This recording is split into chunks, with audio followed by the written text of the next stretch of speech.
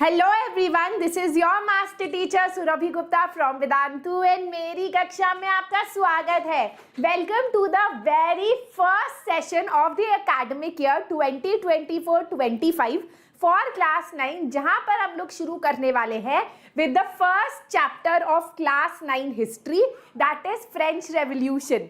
Class 9 history की अगर हम बात करें तो as I told you, now we are going to move to global politics. But आपके दिमाग में एक सवाल आता होगा कि मैम हम ग्लोबली फ्रांस के बारे में, रशिया के बारे में, जर्मनी के बारे में क्यों पढ़ रहे हैं? हमें सिर्फ अपने देश के बारे में पढ़ना चाहिए। ऐसा तो है नहीं जर्मनी में इंडिया के बारे में पढ़ाया जा रहा है। तो बिल्कुल सही बात है। अनफॉर्चुनेटली क्या है कि मोस्ट ऑफ आवर हिस्ट्री, जो हिस्ट्री लिखी गई है वो यूरोसेंट्रिक है। यूरोसेंट्रिक मतलब यूरोप के पॉइंट ऑफ व्यू से है। लेकिन एक रीजन है कि हम लोग यूरोप की हिस्ट्री या वर्ल्ड की हिस्ट्री पढ़ते हैं, वो ये कि काफी सारे जो मॉडर्न कॉन्सेप्ट्स हैं, जैसे इक्वालिटी, लिबर्टी, फ्रेटर्निटी, ये वाले जो कॉन्सेप्ट्स हैं, आज़ादी, हक, है ना, ये आए थे जब ये रेवोल्यूशंस हुए थे यूरोप में। इसीलिए ये रेवोल्यूशंस पढ़ने से हमको एक आइडिया लगता है कि जिन कॉन्सेप्ट्स को हम फॉर ग्रांटेड लेते हैं, जिसके बारे में हम ज़्यादा सोचते नहीं, इनका ओरिजिन कहाँ से हुआ था, है ना। हाय लहर, यस, इसीलिए हम पढ़ते हैं फ्रेंच रेवोल्यूशन के बारे में। चलो, चैप्टर एक फ्लैशबैक से शुरू होता है ना, एक तरीके से जैसे मूवी में नहीं होता, आपको आगे का एक सीन दिखाया जाता है, फिर मूवी स्टार्ट से शुरू होती है, वैसे आपकी चैप्टर भी एक आगे के एक सीन से शुरू होता है। सीन है स्टॉर्मिंग ऑफ द बास्टाइल फोर्ट, 14 जुलाई। अब आप बस इमेजिन करो, कहानी की तरह पूरी स्टोरी सुनो आज की। 14 जुलाई 1789 की बात है। पेरिस जो कैपिटल ऑफ फ्रांस है, वहां पर आदमी और औरत सब सड़क पे आ गए थे और रायट्स हो रहे थे। जो शॉप्स थे वहां पर लूटपाट मच रही थी, है ना। लोग सड़क पे आके प्रोटेस्ट कर रहे थे। क्यों प्रोटेस्ट कर रहे थे? उनको काफी ज्यादा तकलीफें थी, जिसके बारे में हम चैप्टर में पढ़ेंगे। अब उनको एक अफवाह आती है, एक र्यूमर आता है कि जो राजा है वो अपनी ट्रूप्स डिसबैंड करने वाला है, जो ट्रूप्स है उसको रिलीज करने वाला है, आर्मी जो है अपनी भेजने वाला है लोगों को मारने के लिए। जब लोगों को इस बारे में पता चलता है, वो डर जाते हैं और गुस्से और आक्रोश में आ जाते हैं कि भाई हम तो नॉर्मली प्रोटेस्ट कर रहे हैं, हमारी समस्या सुनने की जगह जो राजा है वो अपनी आर्मी भेज रहा है। तो गुस्से में वो राजा का जो फोर्ट होता है, बास्टाइल फोर्ट, जहां पर राजा के बंदी रखे होते हैं, राजा के प्रिजनर्स रखे होते हैं, उसको स्टॉर्म करते हैं, उसके अंदर जाते हैं, वहां का जो कमांडर होता है उसको मार देते हैं और वहां के जो बंदी होते हैं, जो प्रिजनर्स होते हैं, उसको रिलीज कर देते हैं। अब आपके दिमाग में आएगा कि यार बास्टाइल फोर्ट को क्यों अटैक करे, वहां राजा थोड़ी ना बैठा था। बिल्कुल सही बात है, बट ऐसा नहीं होता कभी कभी कि हम पापा मम्मी के से बहुत गुस्सा होते हैं, उनको तो कुछ कर नहीं सकते, तो हम उनके सामान को तोड़ने लगते हैं, है ना, या गुस्सा अपना गुस्सा दिखाने के लिए। तो यहाँ पर भी कुछ ऐसा ही हुआ, क्योंकि लोग ऑब्वियसली राजा के सामने नहीं जा पा रहे थे, राजा वेल प्रोटेक्टेड थे, तो उन्होंने जो बास्टाइल फोर्ट था उस पे अटैक किया, क्योंकि it was a symbol of despotic power of the raja. एक सिंबल था राजा का, राजा की पावर का, है ना, ये फोर्ट, जहां पर राजा अपने न्याय से लोगों को यहाँ पर बंदी बनाते थे, प्रिजनर्स बनाते थे।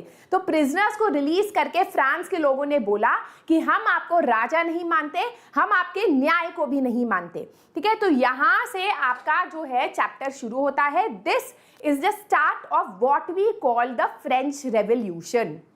ठीक है, ऑलराइट, क्लियर। अब ये कैसे हुआ, एग्जैक्टली ये कैसे हुआ, है ना, क्यों लोग सड़क पे आए, क्यों उन्होंने बास्टाइल को स्टॉर्म किया, क्यों वो राजा से इतना गुस्सा थे, बस यही हम इस चैप्टर में पढ़ने वाले हैं। एक था राजा, एक थी रानी, दोनों मर गए और वहां खत्म हुई कहानी, है ना। थोड़ा सा वैसा ही चैप्टर है फ्रेंच रेवोल्यूशन का। ठीक है, चलो शुरू करते हैं।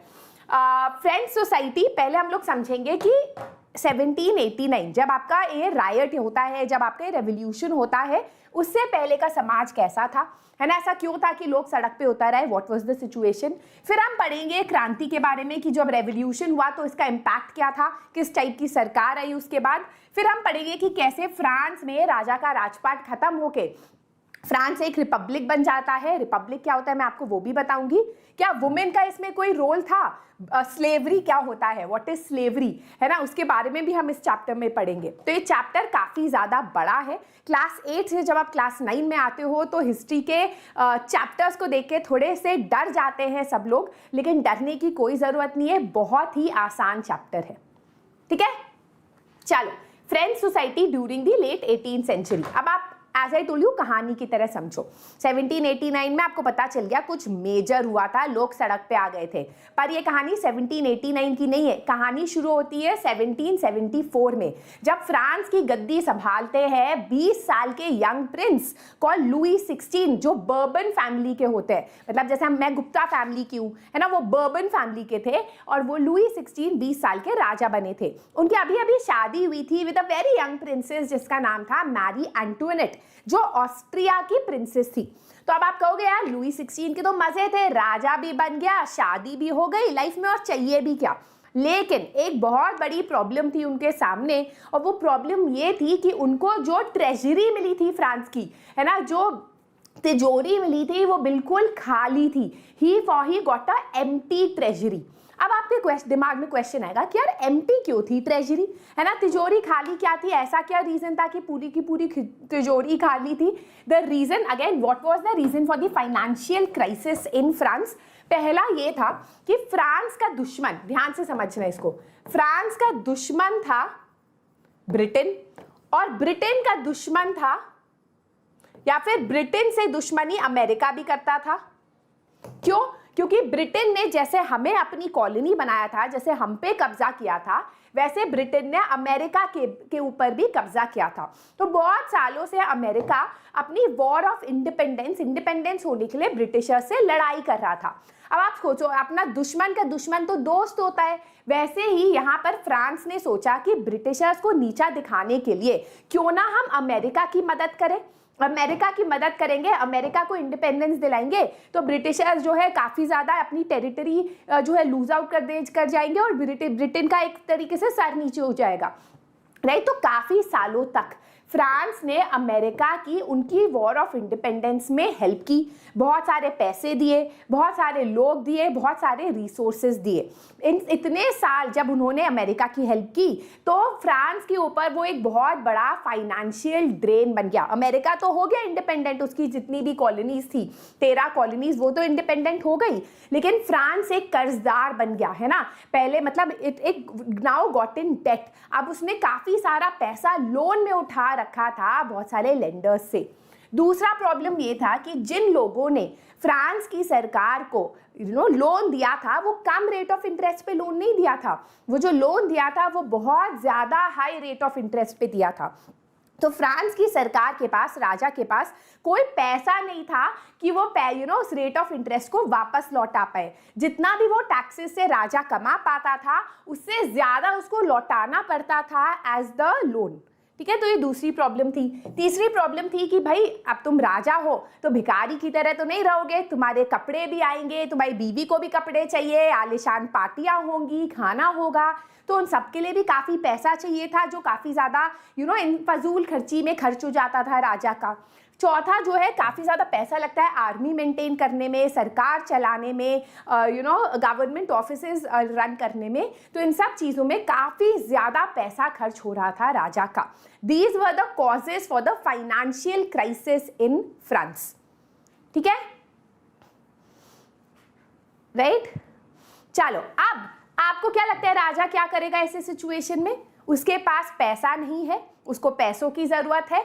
तो आज भी जब सरकार को पैसों की ज़रूरत होती है वो क्या करती है? वो टैक्सेस इंक्रीज करती है, क्योंकि चाहे आज की सरकार हो या फिर इतने सैकड़ों साल पहले का राजा हो, है ना, सबको पैसा मिलता है टैक्सेस के थ्रू जो लोगों से मिलता है। तो उसने सोचा कि चलो मैं टैक्स को इंक्रीज कर देता हूँ, और यहाँ से शुरू होती है आपकी पूरी फ्रेंच रेवोल्यूशन की कहानी। क्यों टैक्सेस इंक्रीज करना इतना मुश्किल क्यों था? यहाँ पर हम आते हैं French society during the 18th century. कैसा समाज था 18th सेंचुरी में, क्रांति से पहले, इसको आपको समझना पड़ेगा टू अंडरस्टैंड कि राजा ने जब टैक्सेस बढ़ाए तो क्यों प्रॉब्लम हुई, है ना। अब समाज जो है 3 हिस्सों में बटा हुआ था, इसको हम बोलते हैं ओल्ड रेजीम। ओल्ड रेजीम मतलब पुराने तरीके का समाज, ठीक है। ओल्ड रेजीम या 3 एस्टेट्स। 3 एस्टेट्स में वो डिवाइडेड था। जो आपका फर्स्ट एस्टेट है जो टॉप पे था वो क्लर्जी था। क्लर्जी मतलब जो चर्च से रिलेटेड लोग हैं, जैसे आपका प्रीस्ट हो गए वगैरह। सेकेंड में है आपके नोबेल्स होते हैं जो एरिस्टोक्रेट्स होते हैं, राजा के परिवार वाले होते हैं, वो लोग जिन पे बहुत ज़्यादा लैंड हुआ करती थी, अमीर लोग, है ना। फिर आए आपके थर्ड एस्टेट, जैसे मैं टीचर हो गई, मैं थर्ड एस्टेट में होती, बिजनेसमैन हो गए, पेजेंट्स हो गए, फार्मर्स हो गए, आर्टिजन्स हो गए, कारीगर जो होते हैं, है ना, ये सब थर्ड एस्टेट में आते थे। अब जो 90% ऑफ द पॉपुलेशन थे जो थर्ड एस्टेट में थे वो पेजेंट्स थे, ठीक है, वो क्या थे, पेजेंट्स, और उनके पास अपनी कोई लैंड नहीं थी, अपनी कोई जमीन नहीं थी। होंगे 2-3 पेसेंट्स जिन पे अपनी थोड़ी थोड़ी जमीन थी, but most of the patients did not have their own land. Maximum land किसके पास हुआ करती थी, लैंड होल्डर्स जो होते थे वो होते थे नोबेल्स और क्लर्जी। तो आप समझ सकते हो काफी असमानता थी, है ना, इनके पास लैंड नहीं है, इनके पास लैंड है। और एक और चीज, क्लर्जी और नोबिलिटी पे थी प्रिविलेजेस बेस्ड ऑन बर्थ। इसका क्या मतलब होता है, कुछ ऐसे विशेष अधिकार जो आपको मिलते हैं जस्ट बिकॉज आप एक परिवार में पैदा होते हो। तो अगर आप एक नोबेल के परिवार में पैदा होते हो, एक एरिस्टोक्रेटिक फैमिली में पैदा होते हो, तो आपके पास प्रिविलेजेस है that you do not have to pay tax.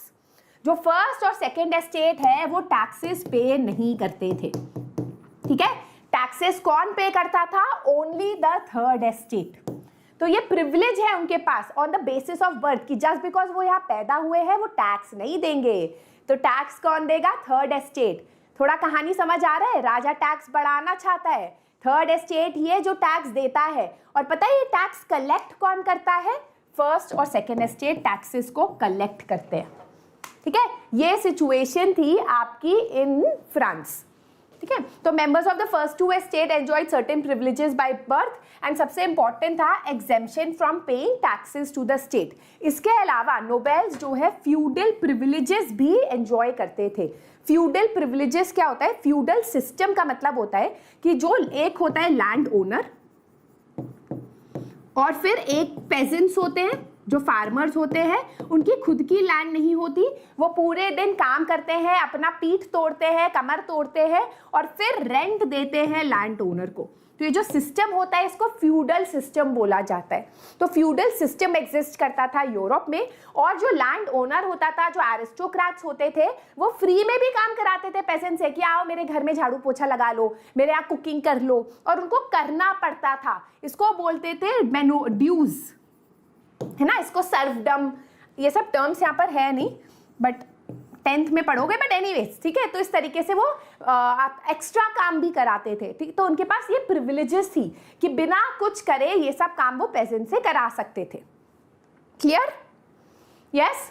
चलो, अब क्या क्या टैक्सेस पे करना पड़ता था थर्ड एस्टेट को। अब यार सोचो हम सब थर्ड एस्टेट के होते फ्रैंकली, है ना। अगर हम फ्रांस में रह रहे होते, मैं तो पक्का थर्ड एस्टेट की होती, है ना। मैं तो प्योरली लोअर मिडिल क्लास से आती थी, है ना। तो चलो मैं थर्ड एस्टेट में होती तो 2 टाइप के टैक्स, 3 टाइप के टैक्सेस मुझे देने पड़ते।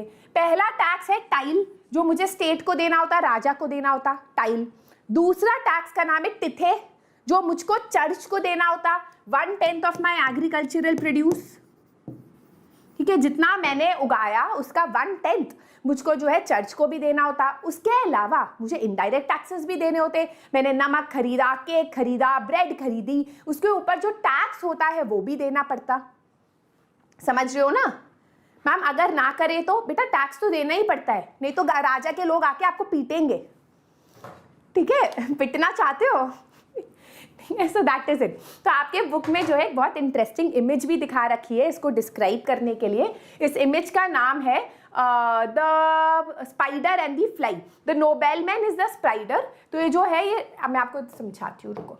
ये आपका एरिस्टोक्रेट है, ये नोबेलमैन है और ये पेजेंट है। यहाँ पर आपको दिखाई दे रहा है कि जो पेजेंट है वो खाना लाया है नोबेलमैन के लिए, जो अमीर इंसान है उसके लिए खाना लाया है। उसके पास पहले से बहुत सारा खाना है, कुत्ता वुत्ता है, और वो खाना लाया है। अब आप एक और चीज़ यहाँ नोटिस करो कि जो आपका नोबेलमैन है वो उसकी तरफ देख भी नहीं रहा, वो सामने देख रहा है ना। अब सोचो आपके सामने कोई ऐसा इंसान आएगा जिसे आप अपना इक्वल नहीं समझते, है ना। वो आपको कुछ दे रहा होगा, आप कहोगे जैसे कोई नौकर, आप यहाँ रख दे जा, है ना। तो उसके लिए वो एक नौकर है। तो वो जो नौकर है जो अपनी दिन भर की मेहनत करके सामान खाना ला रहा है, वो उसकी तरफ आई कांटेक्ट करके भी नहीं देख रहा, कह रहा है यार ले तू सामान रख दे। तो यहाँ पर नोबेलमैन को स्पाइडर की तरह दिखा रखा है, यहाँ स्पाइडर वेब बना है, स्पाइडर। और ये जो पेजेंट है ये फ्लाई है ना। फ्लाई जब स्पाइडर के वेब पे आ जाता है तो चिपक जाता है स्पाइडर के वेब पे। तो यहाँ पर ये पेजेंट जो है ये स्पाइडर के वेब पे चिपक गया है, फंस गया है, अब स्पाइडर इसको खा लेगा। क्लियर? ये दिखाने की कोशिश की गई है। This is the social reality of the time, जहां पर जो पेजेंट है वो जो है फ्री में काम करता था, मेहनत करता था, अपना खाना देता था, और जो एरिस्टोक्रेट है वो आराम की जिंदगी जीता था। ठीक है मैम, ओके बेटा, अभी मैप वर्क के लिए बहुत टाइम है। ठीक है, चलो अब हम आते हैं। अब ये आपको समझ आ गया, ये प्रॉब्लम चल रही थी। ठीक है, इस फ्रांस सोसाइटी में काफी असमानता थी। 3 स्टेट्स में फ्रांस सोसाइटी डिवाइडेड थी। 3rd स्टेट ही था जो टैक्स देता था, टाइल देता था, तिथे देता था, और काफी ज्यादा उसके ऊपर प्रॉब्लम्स थी। अब ये प्रॉब्लम बद से बदतर बनी because of something called a subsistence crisis. ये क्या होता है? फ्रांस में 1789 तक आते आते पॉपुलेशन, बहुसंख्या काफी ज्यादा बढ़ गई थी। लोगों के पास काम नहीं था, बच्चे कर रहे थे वो। ठीक है, अब पॉपुलेशन बढ़ने के वजह से obviously demand for food grains बढ़ेगी, ज्यादा लोग तो ज्यादा खाना चाहिए। बट प्रॉब्लम ये थी कि इतना ज्यादा प्रोडक्शन ऑफ फूड ग्रेन्स नहीं हो रहा था। जब आपके पास फूड ग्रेन्स कम है, ठीक है, पर पॉपुलेशन बहुत ज्यादा है, तो डिमांड फॉर फूड ग्रेन्स काफी ज्यादा होगी, है ना। डिमांड ज्यादा होगी फूड ग्रेन्स के लिए, लोगों को ज्यादा खाना चाहिए, राइट। पर तो इसके वजह से प्राइसेस काफी ज्यादा बढ़ने लगे फूड ग्रेन्स के, है ना। 5 बिस्किट है, 100 लोग हैं, तो 5 बिस्किट के प्राइसेस बढ़ेंगे, है ना। बहुत महंगा हो जाएगा वो 5 बिस्किट, उसकी डिमांड ज्यादा है। तो यहाँ भी फूड ग्रेन्स की डिमांड बढ़ने की वजह से काफी ज्यादा उसके प्राइसेस बढ़ने लगे। प्रॉब्लम ये थी कि लोगों की वेजेस इतनी ज्यादा नहीं बढ़ रही थी, लोगों की जो तनख्वाह थी वो बहुत ज्यादा कम थी। उनके पास इतनी भी तनख्वाह नहीं थी कि वो ब्रेड खरीद पाए या अपने सर के ऊपर एक छत रख पाए। इससे क्या हुआ, जो अमीर और गरीब में एक डिफरेंस था, एक गैप था, वो काफी ज्यादा बढ़ गया। गरीब और गरीब होते गए क्योंकि उनको टैक्स भी पे करना पड़ता था, उनके पास पैसे भी नहीं थे, प्राइसेस भी काफी बढ़ गए थे फूड ग्रेन्स के। और जो अमीर थे वो अमीर हो रहे थे क्योंकि उनको टैक्स भी नहीं पे करना पड़ रहा था, खाना भी उनको जो है दे दिया जाता था, पैसे जो भी उगाते थे उनको फ्री में मिल जाता था। तो जो गैप बिटवीन रिच और पुअर है वो काफी वाइडन हो गया था। और ये सिचुएशन और खराब हो गई जब एक साल बैड हार्वेस्ट हुआ, फूड ग्रेन्स अच्छी तरह प्रोड्यूस ही नहीं हो पाए, तो फूड ग्रेन्स की क्वांटिटी मार्केट में और कम हो गई, महंगाई और ज्यादा बढ़ गई, और लोगों की सर्वाइवल की सिचुएशन बहुत मुश्किल हो गई। होता है ना, लोग अपने 2 टाइम का खाना उनको नसीब नहीं हो रहा था। तो इसको हम बोलते हैं सबसिस्टेंस क्राइसिस। इसको क्या बोलते हैं? Subsistence crisis. एक ऐसा सिचुएशन जहां पर basic means of livelihood are endangered, जहां पर जीवन जीने के लिए पैसा नहीं है, आपके पास खाना खाने के लिए पैसा नहीं है, घर के लिए पैसा नहीं है ना, ना घर, ना माँ, ना सड़क, एनीवेज जो क्या था वो गाना, ना घर, एनीवे। तो ये सिचुएशन हो गई थी फ्रांस में। इसको क्या बोलते हैं? Subsistence crisis. ठीक है, चलो कुछ टर्म्स है यहाँ पर। लिवरे का मतलब होता है, फ्रांस में जो करेंसी थी उसको लिवरे बोला जाता है। ठीक है, अब नहीं है वो। क्लर्जी है, as I told you, church के जो लोग होते थे उनको क्लर्जी बोला जाता था। टिथे होता था वो वाला tax, 1/10 of the agricultural produce जो चर्च को दिया जाता था। टाइल इज अ टैक्स जो राजा को दिया जाता था। एंड बाकी चीजें तो मैं समझा चुकी हूँ। अब यूरो है, ओके। चलो अब आपको फ्रांस की सिचुएशन समझ आ गई। फ्रांस में अभी तक अगर हम कहानी को समराइज करें तो लुई 16 राजा बनता है लेकिन उसको मिलती है खाली तिजोरी। अब वो सोचता है कि मेरे इतने ज़्यादा खर्चे हैं, मेरा इतना ज़्यादा कर्ज भी है, तो मैं टैक्सेस बढ़ा देता हूँ। टैक्सेस बढ़ाने में क्या प्रॉब्लम है ये आपको तब समझ आ जाएगा जब आप फ्रेंच की सोसाइटी को समझोगे। फ्रांस में जो समाज था वो 3 स्टेट्स में डिवाइडेड था। इसमें जो 3rd स्टेट था उसके ऊपर सबसे ज़्यादा प्रेशर था। 3rd स्टेट बहुत ज़्यादा टैक्सेस भी पे करता था, और जो 1st और 2nd स्टेट थे वो आराम की जिंदगी जीते थे, उनके पास प्रिविलेजेस थे बेस्ड ऑन बर्थ, उनको वो टैक्सेस से एग्जेम्प्ट थे, उनको टैक्सेस नहीं देना पड़ता था। ठीक है, अब ये सिचुएशन और खराब होने लगी जब फ्रांस में सबसिस्टेंस क्राइसिस आया। फूड ग्रेन्स कम होने के वजह से फूड ग्रेन्स के प्राइसेस बढ़ गए थे, लोग उसको अफोर्ड नहीं कर पा रहे थे, एंड काफी ज्यादा सर्वाइवल की प्रॉब्लम होने लगी थी। ठीक है, अब ऐसे सिचुएशन में जब भी मूवी में कोई आपको ऐसी खराब सा सिचुएशन दिखाता है तो फिर मूवी में निकल के आता है हीरो जो इन लोगों को बचाएगा, है ना। तो इस कहानी में भी एक हीरो है और उस हीरो का नाम है मिडिल क्लास। अब एक बच्चे ने अभी चैट बॉक्स में बहुत बड़ी चीज बोली कि मैम हम लोग टैक्स ना दे तो, मैंने कहा टैक्स नहीं दोगे तो राजा के आदमी आके आपको पीट देंगे। तो बंदा कह रहा है चैट में मैम हम उनको पीट देंगे। तो एक बहुत अच्छा क्वेश्चन यहाँ पर आता है कि थर्ड एस्टेट ये सह क्यों रहा था, थर्ड एस्टेट ने राजा के अगेंस्ट कभी रिवोल्ट क्यों नहीं किया। तो बेटा ऐसा नहीं है कि नहीं किया, थर्ड एस्टेट ने काफ़ी बार वहाँ के जो पेजेंट्स थे, फार्मर्स थे, उन्होंने प्रोटेस्ट करने की कोशिश की, काफ़ी बार उन्होंने वापस लड़ने की कोशिश की, पर उनकी सिचुएशन इतनी ख़राब थी, वो हर दिन का होता है ना, सुबह उठे बस अपना पेट भरने के लिए काम करके सोते थे, कि एक प्रॉपर एक यूनिफाइड रिवोल्ट नहीं हुआ था अभी तक। लेकिन ये सब बदलता है with the rise of the hero called the middle class. Middle class क्या है? एक थर्ड एस्टेट में ही एक नई क्लास इमर्ज होती है कॉल्ड द मिडिल क्लास या इंडस्ट्रियल क्लास। यूरोप में स्पेशली ब्रिटेन में इंडस्ट्रियल रेवोल्यूशन आता है। आपको पता है ना इंडस्ट्रियल रेवोल्यूशन क्या है? आई होप यू नो, नहीं आता तो 2 सेकेंड में बता देती हूँ। पहले लोग हाथ से जो है कपड़े बनाते थे, अब मशीन से कपड़े बनाने के वजह से पहले से 20 कपड़े बनते थे एक दिन में, अब 20,000 कपड़े बनने लगे हैं एक दिन में। तो लोग ज़्यादा पैसा कमाने लग गए थे। तो बहुत सारे लोगों ने ट्रेड के थ्रू, इंडस्ट्रियल रेवोल्यूशन के थ्रू काफ़ी पैसा कमा लिया था। ये थी नई इंडस्ट्रियल क्लास, है ना, जिसके पास काफ़ी पैसा आ गया था। इसमें से एक ऐसी क्लास भी थी जो एजुकेटेड हो गया था, है ना, these were the educated professional class, जैसे लॉयर्स हो गए, टीचर्स हो गए, है ना, यूनिवर्सिटी प्रोफेसर्स हो गए। ये जो लोग थे they started questioning the existing social order. ये प्रश्न करने लग गए कि समाज ऐसा क्यों है, समाज में इतनी असमानता क्यों है, why is there so much inequality in society. ऐसा क्यों है कि हम ही टैक्स पे करें, जो आपका क्लर्जी और नोबिलिटी है वो टैक्सेस पे क्यों नहीं करते, है ना। They talked about equality and removing privileges based on birth. तो इन सब चीज़ों के बारे में वो बात करने लग गए थे। उन्होंने कहा कि एक इंसान की जो एक स्थान है समाज में, it should not be on the basis of birth, कि भाई तुम वहाँ पैदा हो गए तो तुम्हारा लाइफ अच्छा है, ऐसा नहीं होना चाहिए। It should be on the basis of merit, योग्यता, ठीक है। तो इन सब चीज़ों के बारे में मिडिल क्लास बात करने लग गई।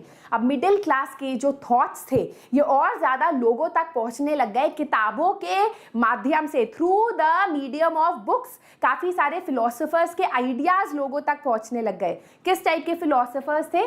3 टाइप के आपके फिलोसोफर्स थे। पहला है जॉन लॉक, जिन्होंने अपनी बुक लिखी 2 ट्रियटीज ऑफ गवर्नमेंट, जहां पर उन्होंने बोला कि जो monarchy, he rejected the doctrine of divine and absolute right of monarchy. इसका क्या मतलब हुआ? राजा की बात लोग क्यों मानते थे? क्योंकि लोगों को लगता था कि राजा जो है भगवान ने चुना है, राजा की जो पावर है वो एब्सोल्यूट है, उसको हम मना नहीं कर सकते। तो आपका जो जॉन लॉक था, he criticised this absolute and divine, divine मतलब भगवान की दी गई पावर ऑफ दी मोनार्क। उन्होंने कहा ऐसा कुछ नहीं होता है, ये गलत है ना। वैसे ही रूसो जो है उन्होंने बोला कि एक ऐसी सरकार होनी चाहिए जो मोनार्की, राजा का राजपाट नहीं होना चाहिए, एक सोशल कॉन्ट्रैक्ट, एक एग्रीमेंट होना चाहिए between the government and the people, जहां पर लोग सरकार को चुने और सरकार हमको रूल करे, ठीक है। वैसे ही अब आप कहोगे मैम ये तो हमें पता है, इसको हम डेमोक्रेसी बोलते हैं, बट बेटा ये मैं एक ऐसे टाइम के बारे में बता रही हूँ जहाँ डेमोक्रेसी वर्ड डिक्शनरी में भी नहीं आया था, जहाँ पर लिबर्टी, आज़ादी, समानता, ये सब कभी लोगों ने सुना नहीं था। लोग मानते थे कि असमानता ही होती है समाज में, लोग मानते थे कि हम पेजेंट हैं, हम गरीब हैं तो गरीब रहेंगे, गरीब मरेंगे, इस टाइप का समाज था उस टाइम, ठीक है। तो आपको समझना पड़ेगा कि जो आइडियाज उस टाइम लोग सामने ला रहे थे ये रेवोल्यूशनरी आइडियाज है ना। तो रूसो ने बोला कि सरकार ऐसी होनी चाहिए जो एक सोशल कॉन्ट्रैक्ट की तरह हो बिटवीन सरकार एंड पीपल, राइट। वैसे मोंटेस्क्यू ने स्पिरिट ऑफ लॉज, ये बुक है, याद रखना, कभी कभी एमसीक्यू में आता है, उन्होंने बोला कि 3 ऑर्गन्स होने चाहिए, legislature, executive and judiciary, just like आज होता है, ठीक है। तो इस टाइप की बातें जो है समाज में काफ़ी ज़्यादा फैलने लगी। तो अब आप आगे की कहानी प्रिडिक्ट कर सकते हो कि भाई लुई 16 टैक्सेस बढ़ाना चाहता है, सारे टैक्सेस थर्ड एस्टेट देती है। थर्ड एस्टेट में एक नया हीरो इमर्ज हो रहा है, मिडिल क्लास, जिसके पास पैसा भी है, जिसके पास एजुकेशन भी है। ये मिडिल क्लास जो है ये क्वेश्चन करने लग गई है पूरे समाज के स्ट्रक्चर को। ये मिडिल क्लास बोलने लग गई है हाँ कि हम तो क्यों टैक्स दें, हम क्यों राजा की बात माने, डेमोक्रेसी होनी चाहिए। तो अब आपको समझ आ रहा होगा कि रेवोल्यूशन की तरफ क्यों बढ़ रहा है फ्रांस, है ना। तो हम अगले सेशन में पढ़ेंगे how does the revolution take place and exactly कैसे फ्रांस में राजा का राजपाट जो सैकड़ों सालों से चलता चलता आ रहा था उसको क्रांति के थ्रू लोगों ने अपने बलबूते पे हटाया और वहां पर अपनी सरकार एस्टैब्लिश की। ठीक है, उसके बारे में हम अगले सेशन में पढ़ेंगे। तो चैप्टर का नाम है फ्रेंच रेवोल्यूशन। ऑब्वियसली इसमें हम लोग एक ऐसी क्रांति के बारे में पढ़ने वाले हैं जो फ्रांस में हुई थी। कहानी शुरू होती है 1774 में, जब लुई 16 की शादी होती है किससे, रिवाइज करते रहो guys in the chat box, Marie Antoinette who is the princess of Austria, है ना। शादी होती है, शादी होके वो अपने नए घर पैलेस ऑफ वर्साइल्स आते हैं, लेकिन उनके सामने एक बहुत बड़ी बैड न्यूज होती है। और बैड न्यूज क्या है, they inherit a empty treasury, खाली तिजोरी उनको विरासत में मिलती है। They get an empty treasury. Now what is the main reason कि उनको एम्प्टी ट्रेजरी मिलती है, क्या मेन रीजन है, क्यों राजा होने के बाद भी ठन ठन गोपाल होते हैं लुई 16 और मैरी एंटोइनेट? बिल्कुल सही बात, क्योंकि बहुत सालों तक फ्रांस ने अमेरिका की अपनी वॉर ऑफ इंडिपेंडेंस में मदद की थी अगेंस्ट ब्रिटेन। फ्रांस का दुश्मन था ब्रिटेन, है ना। फ्रांस जो है ब्रिटेन से दुश्मनी करता था, ब्रिटेन का दुश्मन था अमेरिका, दुश्मन का दुश्मन दोस्त होता है। तो फ्रांस ने अमेरिका की बहुत सालों तक मदद की थी in their war of independence against the British, जिसके वजह से अमेरिका की 13 कॉलोनीज को इंडिपेंडेंस भी मिला था। लेकिन वॉर कभी खाली तिजोरी के साथ नहीं होती, वॉर के लिए लोग चाहिए होते हैं, आर्मी चाहिए होते हैं, पैसे चाहिए होते हैं, जो फ्रांस ने काफ़ी ज़्यादा अमेरिका को दिया था। बट उसको पैसे और उसको सपोर्ट देने में उसने खुद की तिजोरी खाली कर ली थी और काफ़ी ज़्यादा डेट, काफ़ी ज़्यादा कर्ज भी लिया था, जिसकी वजह से फ्रांस जो है डेट रिडन हो गया था, कर्जदार बन गया था, है ना। अब वो जो लोग थे, जो मनी लेंडर्स थे, जिन्होंने फ्रांस को डेट दिया था, कर्ज दिया था, उनका रेट ऑफ इंटरेस्ट काफ़ी ज़्यादा था। ठीक है, their rate of interest was very high. तो most of the money that Louis 16 had अपने ट्रेजरी में, उसमें से काफ़ी सारा पैसा तो रेट ऑफ इंटरेस्ट को वापस चुकाने में ही लग गया था। दूसरा मेन रीज़न था पैलेस ऑफ वर्साइल्स के खर्चे। जो पैलेस था, जो घर था, उसके काफ़ी ज़्यादा खर्चे थे, क्योंकि वो बहुत ग्रैंड था, उसका मेंटेनेंस, उसमें जो पार्टीज होती थी, वो लोग जो केक खाते थे, उसमें काफ़ी खर्चा होता था। तो काफ़ी ज़्यादा जो ट्रेजरी का पैसा था उसमें भी खर्च हो जाता था। उसके अलावा जो नॉर्मल गवर्नमेंट फंक्शनिंग है कि भाई नोबिलिटी का रहना सहना, पुलिस हो गई, आर्मी हो गई, उसमें भी काफ़ी ज़्यादा पैसा खर्च होता था। इन सारे रीजंस के वजह से जो फ्रांस की ट्रेजरी थी वो बिल्कुल खाली थी, है ना। अब ऐसे सिचुएशन में राजा क्या कर सकता था, व्हाट वाज द सॉल्यूशन? आप बताओ, सरकार के पास पैसा नहीं होता, राजा के पास पैसा नहीं होता, तो क्या होता है? तो क्या कर सकता है राजा, क्या कर सकती है सरकार? एग्जैक्टली, टैक्स बढ़ाओ, आम आदमी को प्रेशर में डालो, है ना, टैक्स बढ़ाओ। पर प्रॉब्लम क्या थी टैक्स बढ़ाने में? इसको समझने के लिए हमें समझनी होगी फ्रांस की सोसाइटी। फ्रांस की जो सोसाइटी थी उसको हम बोलते थे एस्टेट सिस्टम, या फिर ओल्ड रेजीम भी बोला जाता है इसको, ओल्ड रेजीम, क्योंकि वो पुराने जो मतलब क्रांति से पहले का सिस्टम था, जहां पर समाज जो है 3 एस्टेट्स में डिवाइडेड था। फर्स्ट एस्टेट था क्या, जल्दी से बता दो?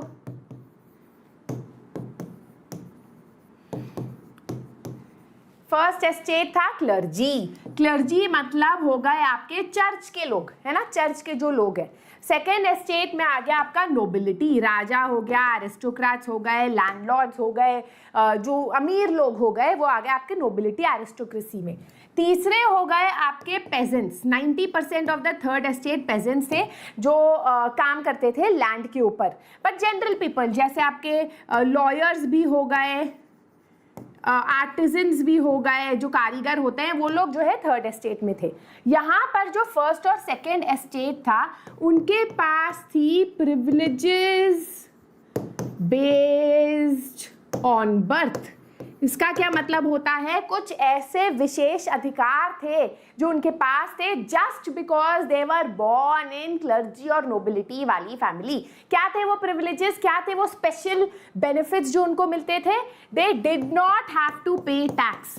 वो टैक्सेस पे नहीं करते थे, बल्कि वो थर्ड एस्टेट से उनको टैक्सेस मिलते थे, है ना। वो टैक्सेस नहीं पे करते तो आराम की जिंदगी जीते थे। बट जो थर्ड एस्टेट था वो जो है सारे दिन काम भी करते थे, है ना, बेगार वर्क भी करते थे। बेगार वर्क क्या होता है? बेगर वर्क, एक तरीके से फ्री में काम करते थे नोबिलिटी और क्लर्जी के लिए, है ना। वो एक तरीके का क्या बोलते हैं उसको, फ्यूडल सिस्टम था जहां पर वो फ्री में काम करते थे क्लर्जी और नोबिलिटी के लिए, है ना। एंड सेकेंड, उन्हीं को सारा टैक्स देना पड़ता था। दो तरीके के टैक्स थे जो हमने लास्ट सेशन में पढ़ा था, जल्दी से बता दो बेटा। फ्यूडल सिस्टम का मतलब होता है, फ्यूडल मतलब एग्रीकल्चरल सिस्टम, एक ऐसा जहां पर आप फ्री में काम कर रहे हो लैंड पे, है ना, और आपको रिटर्न में पैसा नहीं मिलता, आपको रिटर्न में थोड़ा सा खाना ही मिल जाता है। इस तरीके का सिस्टम था। यस, टाइल था जो स्टेट को जाता था, जो राजा को जाता था, और टिथे था जो चर्च को जाता था, है ना। 1/10 of the agricultural produce was the tax that was paid to the church, और उसको हम नहीं मतलब वो लोग बोलते थे तिथे, ठीक है। अब ये सिचुएशन थी समाज की। अब समाज की ये सिचुएशन और बदतर हुई because of something called the subsistence crisis. Subsistence crisis क्या है? By the time we come to 1789 population काफी ज्यादा फ्रांस की बढ़ गई थी। जब पॉपुलेशन बढ़ती है तो फिर उनको खाने की जरूरत होती है, तो डिमांड जो है खाने की, फूड ग्रेन्स की, वो भी काफी ज्यादा बढ़ गई थी, है ना। लेकिन सप्लाई काफी कम थी, supply of food grains was very less, है ना, क्योंकि ऑब्वियसली खाना या एग्रीकल्चरल प्रोडक्शन इतनी जोरों से नहीं बढ़ा था जितनी जोरों से पॉपुलेशन बढ़ गया था। ऐसे सिचुएशन में कभी कभी बैड हार्वेस्ट भी होता था, भाई कभी बारिश नहीं हुई, कीड़े लग गए, तो और ज़्यादा सप्लाई कम हो जाती थी। इसके वजह से लोगों के जो खाने के प्राइसेस थे वो बढ़ गए थे। जब सप्लाई कम होती है, 2 ही बिस्किट के पैकेट है, 100 लोगों को चाहिए, तो बिस्किट के पैकेट के प्राइसेस बढ़ जाएंगे। तो यहाँ पर भी जो प्राइसेस थे फूड ग्रेन्स के वो काफ़ी ज़्यादा बढ़ गए थे, लेकिन लोगों के वेजेस जो है, तनख्वाह जो थी वो नहीं बढ़ी थी। वो उतना ही 10 रुपये था। बिस्किट का पैकेट 1000 रुपये का हो गया था, लेकिन आप तो 10 रुपये ही कमा रहे हो। ऐसे सिचुएशन पे लोगों के पास पैसा नहीं था to survive, to buy food which is the basic necessity of life, है ना। खाने के बिना नहीं जी सकते, कितना भी बोल लो आज फास्ट पे है, कल तो खाओगे, है ना। तो यहाँ पर भी जब लोगों के पास खाने के लिए, रहने के लिए पैसा नहीं था, ऐसे सिचुएशन को हम बोलते हैं सबसिस्टेंस क्राइसिस। एक ऐसा क्राइसिस जहां पर सर्वाइव करना बहुत ज्यादा मुश्किल हो जाता है, ठीक है। अभी आप लोगों के डाउट्स हम क्लियर करेंगे। क्लियर? यस। अब सबसिस्टेंस क्राइसिस हो रहा था। इस सिचुएशन में हीरो कौन होता है? Who is the hero of the movie? लोग मर रहे हैं, टैक्सेस पे करना पड़ रहा है, सबसिस्टेंस क्राइसिस भी हो गई है, तो कौन है जो उन्हें इस बुरी सिचुएशन से निकालेगा? Very good, rise of the middle class, rise of the mummy. Movie देखी है?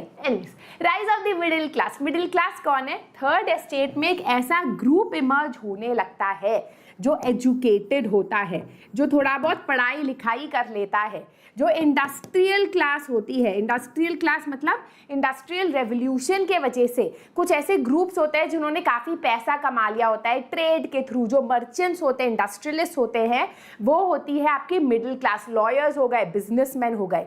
ये जो मिडिल क्लास थी, they started questioning the existing social order. वो बोलने लगे कि क्यों ऐसा है कि हम ही टैक्स दें, क्यों ऐसा है कि राजा का बेटा ही राजा बनेगा। They started questioning privileges based on birth, कि वो टैक्स क्यों नहीं देते, हम क्यों टैक्स देते हैं। वो बात करने लग गए मेरिट के बारे में। ऐसे सिचुएशन में एक और ग्रुप इमर्ज हो रहा था फिलोसोफर्स का, है ना, जैसे जॉन लॉक हो गया, मोंटेस्क्यू हो गए, रूसो हो गए। ये भी बात करने लग गए कि एक ऐसी सरकार होनी चाहिए जो लोगों ने बनाई हो। क्यों राजा का राजपाट हम सुने, एक जुडिशरी, एग्जीक्यूटिव, लेजिस्लेचर होना चाहिए। ये सारी बातें जिसको आजकल हम फॉर ग्रांटेड लेते हैं, पहली बार वोकैब्युलरी में आ रही थी, पहली बार लोग इसके बारे में बात कर रहे थे, ठीक है। So these were the 2 groups that were emerging. यहाँ से यहाँ तक हमने पिछले सेशन में पढ़ा था। ठीक है, क्लियर? मैम आप मैप कराओगे क्या? हाँ बेटा, सेशन के एंड में मैप भी करेंगे, ठीक है, एक बार चैप्टर खत्म हो जाए फिर। Alright, let's do some questions and then we will start with the chapter. ठीक है, क्विज जो वी क्विज है वो चैप्टर के एंड में करेंगे। Which conclusion can be drawn from this painting? आप देखोगे कि जो peasants और professionals लिखा है लड़की, और उसके पीठ पे बैठे हैं क्लर्जी और नोबिलिटी। ठीक है, तो मैं तो पेजेंट हूँ, मैं ऐसे चल रही हूँ, मेरे पीठ पे कौन बैठा है? राजा और क्लर्जी। तो क्या ये पिक्चर क्या दिखाना चाहता है? One group paid heavy taxes that supported the other two groups. Hard work, prayer and a good example allowed for prosperity in France. Peasants and professionals in this society were gaining political and economic power. French society emphasized the importance of social equality. तो obviously ये first है answer, कि यहाँ पर obviously ये दिखा रहे हैं कि थर्ड एस्टेट सारा भार उठा रही है।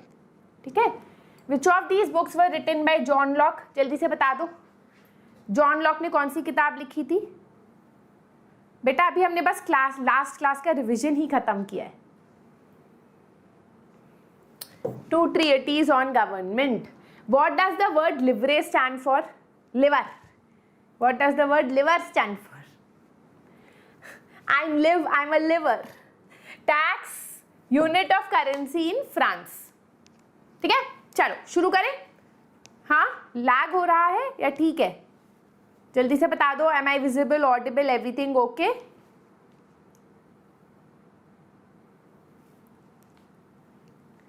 नहीं बेटा, फ्रांस वाले हमारी हिस्ट्री शायद नहीं पढ़ते होंगे।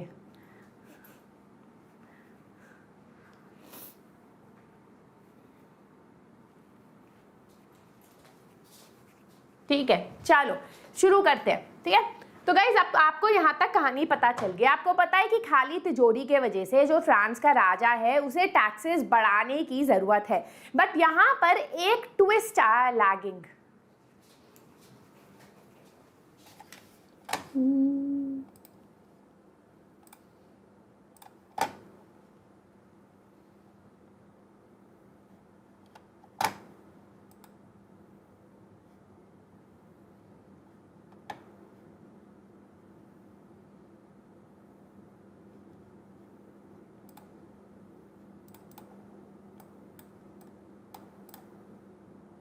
ओके गाइज, एक बार रिफ्रेश कर लो, है ना, मैंने नेटवर्क चेंज किया है, hopefully it should be better. ठीक है, चलो अब हमने कहाँ तक कहानी पढ़ी? अब ये सब हो रहा है, लुई 16 के पास खाली तिजोरी है पर बढ़ते हुए खर्चे हैं। ऐसे सिचुएशन में उनके पास कोई ऑप्शन नहीं था पर टैक्सेस बढ़ाने का। पर कहानी में ट्विस्ट ये आता है कि उनके पास पावर नहीं होती to increase taxes on his own. According to the rule of the country, है ना, he the only way he can increase taxes is by calling the meeting of estate general. Estate general एक ऐसी political body होती है जहाँ पर representative जो प्रतिनिधित्व होते हैं of the first, second and third estate, वो सब जो है आते हैं। राजा को उनका वोट लेना पड़ता है और अगर तीनों एस्टेट्स ने बोला हाँ टैक्स बढ़ाओ, तभी राजा टैक्स बढ़ा सकता है। ठीक है, so this is a twist in the entire story. But यहाँ पर it is a political body that decides tax, estate general. All three estates, तीनों एस्टेट्स के लोग जो है बैठते हैं, अपनी बात सामने रखते हैं राजा के, वोटिंग होती है और फिर टैक्सेस बढ़ाए जाते हैं। यहाँ पर 5 मई 1789 को लुई 16 ने मीटिंग बुलाई in order to increase the taxes. अगर आप देखोगे तो फर्स्ट और जो यहाँ पर लोग बैठे हुए हैं इन रोज में, तो फर्स्ट और सेकेंड एस्टेट के लोग बैठे हुए थे और इनके पीछे जो लोग खड़े हुए थे वो थर्ड एस्टेट के थे। थर्ड एस्टेट में भी सब लोगों को नहीं बुलाया गया था, सिर्फ उन लोगों को बुलाया गया था जो एजुकेटेड थे, जो प्रॉस्पेरस थे, जो रिच थे, जैसे बिजनेसमैन हो गए, इंडस्ट्रियल क्लास हो गई, सिर्फ उन लोगों को इस मीटिंग में बुलाया गया, है ना। सो देवर 300 ईच, है ना, 300 फर्स्ट एस्टेट से, 300 सेकेंड एस्टेट से, 300 थर्ड एस्टेट से। लेकिन यहाँ पर जो वोटिंग था that was 1 vote is equal to 1 estate. मतलब एक एस्टेट का एक वोट है, फर्स्ट एस्टेट का एक वोट है, सेकेंड एस्टेट का एक वोट है, थर्ड एस्टेट का एक वोट है। तो यहाँ पर आपको लगता है ये फेयर है? सर राजा कह रहा है मुझे टैक्सेस बढ़ाने हैं और वोटिंग है 1 एस्टेट 1 वोट, जहाँ पर 2 एस्टेट टैक्स देते भी नहीं है, वो लोग टैक्स लेते हैं। तो ऑब्वियसली अगर राजा क्या कहेगा टैक्सेस मुझे बढ़ाने हैं तो थर्ड एस्टेट ही मना करेगा। फर्स्ट और सेकंड एस्टेट जो टैक्स देता नहीं, टैक्स लेता है, वो तो कहेगा टैक्स बढ़ा दो। ऐसे सिचुएशन में जो थर्ड एस्टेट थे उन्होंने बोला कि instead of one estate one vote it should be one member one vote, है ना, वन पर्सन वन वोट होना चाहिए। ठीक है बेटा, नाम नहीं है थर्ड एस्टेट का, third estate just means the common people. ठीक है, वन पर्सन वन वोट होना चाहिए। अब राजा का दिमाग खराब तो है नहीं, उसे पता है वन पर्सन वन वोट किया तो थर्ड एस्टेट में 600 मेंबर्स थे, 600 मेंबर्स, और फर्स्ट और सेकंड एस्टेट में 300 मेंबर्स है। ऐसे सिचुएशन में पॉसिबिलिटी ज्यादा है कि third estate one person one vote से जीत जाए, टैक्सेस बढ़ाने बढ़ाने ना दे, राइट। तो इसीलिए उन्होंने इस पूरे प्रपोजल को रिजेक्ट कर दिया, मना कर दिया। जब उन्होंने मना किया तो थर्ड एस्टेट वालों को आया गुस्सा। 20 जून को मतलब वो जो है वहां से निकल गए, है ना, उन्होंने कहा हमें बात ही नहीं करनी इस बारे में। 20 जून को थर्ड एस्टेट के सारे मेंबर्स जो है टेनिस कोर्ट में मिले।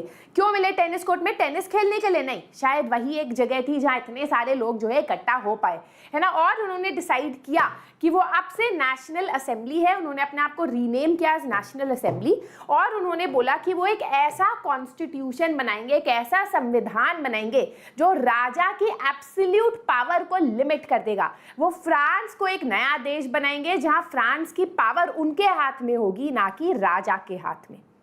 ठीक है गाइज, मैं आप लोगों का डाउट्स पढ़ूंगी, ठीक है। Let me just finish this story. तो ये आपके बुक में दिखाया भी गया है, टेनिस कोर्ट है ना। यहाँ पर जो है सारे लोग वोट कर रहे हैं, बात ओथ ले रहे हैं, ओथ मतलब प्रॉमिस ले रहे हैं कि हम अपना खुद का कॉन्स्टिट्यूशन बनाएंगे। अब गाइज ये जो थर्ड एस्टेट में लीडर्स कौन थे, तो यहाँ पर इंटरेस्टिंगली लीडर्स थे फर्स्ट और सेकेंड एस्टेट के मेंबर्स। अब आप कहोगे ये कैसे हुआ? देखो यार, अगर आप सोचो, है ना, जैसे वुमेन्स मूवमेंट हुआ था, औरतों के लिए सबसे पहले औरत खुद नहीं लड़ी थी, क्योंकि वो खुद उन्हें पता ही नहीं था अपने लिए कैसे लड़ना है। पहले राजा राम मोहन रॉय, ईश्वर चंद्र विद्यासागर, आदमी जो है औरतों के लिए लड़े थे, और जब औरतें थोड़ी एजुकेटेड हो गई वो खुद अपने लिए लड़ने लगे। तो यहाँ पर भी थर्ड एस्टेट के लिए पहले जो लीडर्स इमर्ज हुए, उनकी उन्नति के बारे में सोचने वाले, है ना, वो फर्स्ट और सेकेंड एस्टेट से हुए। तो दो मेजर लीडर्स थे थर्ड एस्टेट के। पहला है मीराब्यू जो है, he was born in a noble family, he belong to the second estate. पर वो ये बिलीव करते थे कि ये जो प्रिविलेजेस हमें मिले हैं, ये जो हमें अमीर पना मिला है बचपन से, ये गलत चीज़ है। ही टॉक्ड अबाउट मेरिट, और इसीलिए उन्होंने थर्ड एस्टेट में लोगों को इंस्पायर किया। फिर थे आपके अबीसियस जो है प्रीस्ट थे, फर्स्ट एस्टेट के थे, जिन्होंने एक पैम्फलेट भी लिखा, what is the third estate, जिसमें उन्होंने क्वेश्चन किया कि क्यों थर्ड एस्टेट ही टैक्सेस दे, क्यों वो ही सारी मेहनत करे। ठीक है, तो यहाँ पर फर्स्ट और सेकेंड एस्टेट के कुछ लोग थे जिन्होंने थर्ड एस्टेट के लोगों की मदद की। ऑलराइट, चलो अब जब ये सब हो रहा था, है ना, जब ये पेरिस में हो रहा था, फ्रांस की बाकी जगहों पे क्या हो रहा था, तो यू अंडरस्टूड व्हाट्स हैपनिंग ना। सरकार जो है, राजा जो है टैक्सेस बढ़ाना चाहता है, थर्ड एस्टेट ने बोला हम नहीं बढ़ाने देंगे, वो वॉकआउट कर गए। टेनिस कोर्ट ओथ हुआ, जहां पर उन्होंने ये प्रॉमिस लिया कि हम एक ऐसा संविधान बनाएंगे जो फ्रांस को एक नेशन, जो फ्रांस को राजा की राजपाट से मुक्ति दिलाएगा, जो राजा की पावर को लिमिट करेगा। ठीक है, that is one side of the story. जब पेरिस में ये सब हो रहा था, फ्रांस की बाकी जगहों पे भी सबसिस्टेंस क्राइसिस चल रहा था। बहुत ज़्यादा सिवियर विंटर के वजह से फूड ग्रेन्स की कमी हो गई थी। जो औरतें हैं वो अपने बच्चों को खाना नहीं खिला पा रही थी, जिसके वजह से काफ़ी ज़्यादा रायट्स हो रहे थे, है ना। औरतें जो है ब्रेड शॉप्स में जाके ब्रेड लूट रही थी, और काफ़ी ज़्यादा मतलब होर्डिंग हो रहा था। जैसे होता है ना, कमी होती है, जैसे कोविड में खाने की कमी का डर के वजह से लोगों ने काफ़ी ज़्यादा ऑर्डर करके घर में रख लिया था, वैसे लोग लूटपाट मचा रहे थे। ठीक है, जब ये सब फ्रांस के बाकी एरियाज में चल रहा था, तो एक र्यूमर फैलने लगी, अफवाह फैलने लगी, जो ये मेनर के बड़े बड़े लोग हैं, जो बड़े बड़े मेनर्स या चैट्यू बोलते हैं फ्रांस में, फ्रेंच में बोलते हैं चैट्यू, मेनर को चैट्यू बोलते हैं, इसको मेनर, बंगला, है ना, बंगला बोलते हैं ना हम, राइट। यहाँ के कि जो मेनर वाले लोग हैं, ये लोग हमारे ग्रेन्स को जलाने वाले हैं। एक र्यूमर फैली, ठीक है, कि हमारे फूड ग्रेन्स को ये जलाने वाले हैं क्योंकि थर्ड है कुछ गड़बड़ की है राजा के सामने, राजा गुस्से में है, नोबेल्स गुस्से में है और इस गुस्से में वो हमारे फूड ग्रेन्स को जलाने वाले हैं। अब फूड ग्रेन्स की वैसी इतनी कमी थी, माँ जब अपने बच्चों को खाना नहीं खिला पाती उनका भी दिमाग खराब हो रखा था। तो ऐसे सिचुएशन में क्योंकि उनको काफ़ी ज़्यादा डर था, जो पेजेंट्स थे वो पिचफॉर्क्स लेके, है ना, आग के डंडे लेके चैट्यू पहुंच गए, बड़े बड़े बंगलों पहुंच गए और वहां पर उन्होंने लूटपाट मचानी शुरू कर दी, है ना। तो यहाँ पर जो नोबेल्स थे वो उन्होंने भागना दौड़ना शुरू कर दिया और फ्रांस से फ्ली करना शुरू कर दिया to the rest of Europe. ठीक है, तो इसको हम बोलते हैं the spread of the great fear. आप देख रहे हो ये पूरा ये जो एरो वाला पार्ट आपकी बुक में दिखा रखा है, this is the great fear, जहां पर जो मतलब ये जो पिंक वाला एरिया है, these are the areas of agrarian revolt, मतलब जहाँ पर जो पेसेंट्स थे वो डर के मारे अपने ही लैंडलॉर्ड्स और होता है ना एरिस्टोक्रेट्स को मारने लग गए थे। इसमें क्वेश्चन नहीं आते, इसको बस समझ लो, ठीक है। चलो, अब जब ये सब फ्रांस में हुआ, नेशनल असेंबली भी बन गई थी, तो राजा को लगा कि बेटा अब तो ये लोग मुझे मार डालेंगे, तो उन्होंने लोगों की बात मान ली and he accepted the new constitution. 14 अगस्त 1789 में नेशनल असेंबली ने जब ये कॉन्स्टिट्यूशन एक्सेप्ट कर दी गई तो उन्होंने एक डिक्री पास की। डिक्री का मतलब क्या होता है? ऑर्डर, ऑफिशियल ऑर्डर पास किया, जहां उन्होंने फ्यूडल सिस्टम को एबॉलिश किया, जहां पर पेसेंट्स को फ्री में काम करना पड़ता था ना जमींदार के लिए, उसको एबॉलिश किया।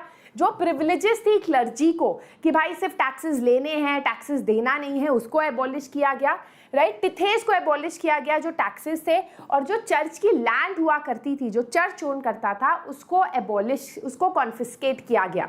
नेशनल असेंबली में जब ये सब किया तो उसके बाद, अच्छा 4 अगस्त है, सॉरी इसमें एरर है, 4 अगस्त 1789 असेंबली पास द ऑर्डर, ठीक है। तो as a result of all of this government जो है the acquired assets worth 2 billion leverage.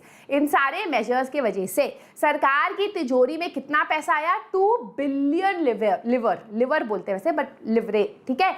तो अब आप समझ सकते हो कि राजा अगर चाहता, है ना, तो ये सब खुद करके जो है पैसे अपनी तिजोरी में कर सकता था, लेकिन उसने सोचा कि भाई पेजेंट्स को ही तो टैक्स देना है, तो मैं टैक्सेस बढ़ा देता हूँ, और इसी की वजह से क्रांति हुई, और इसी की वजह से लुई 16 की जो पावर है वो लिमिट हुई।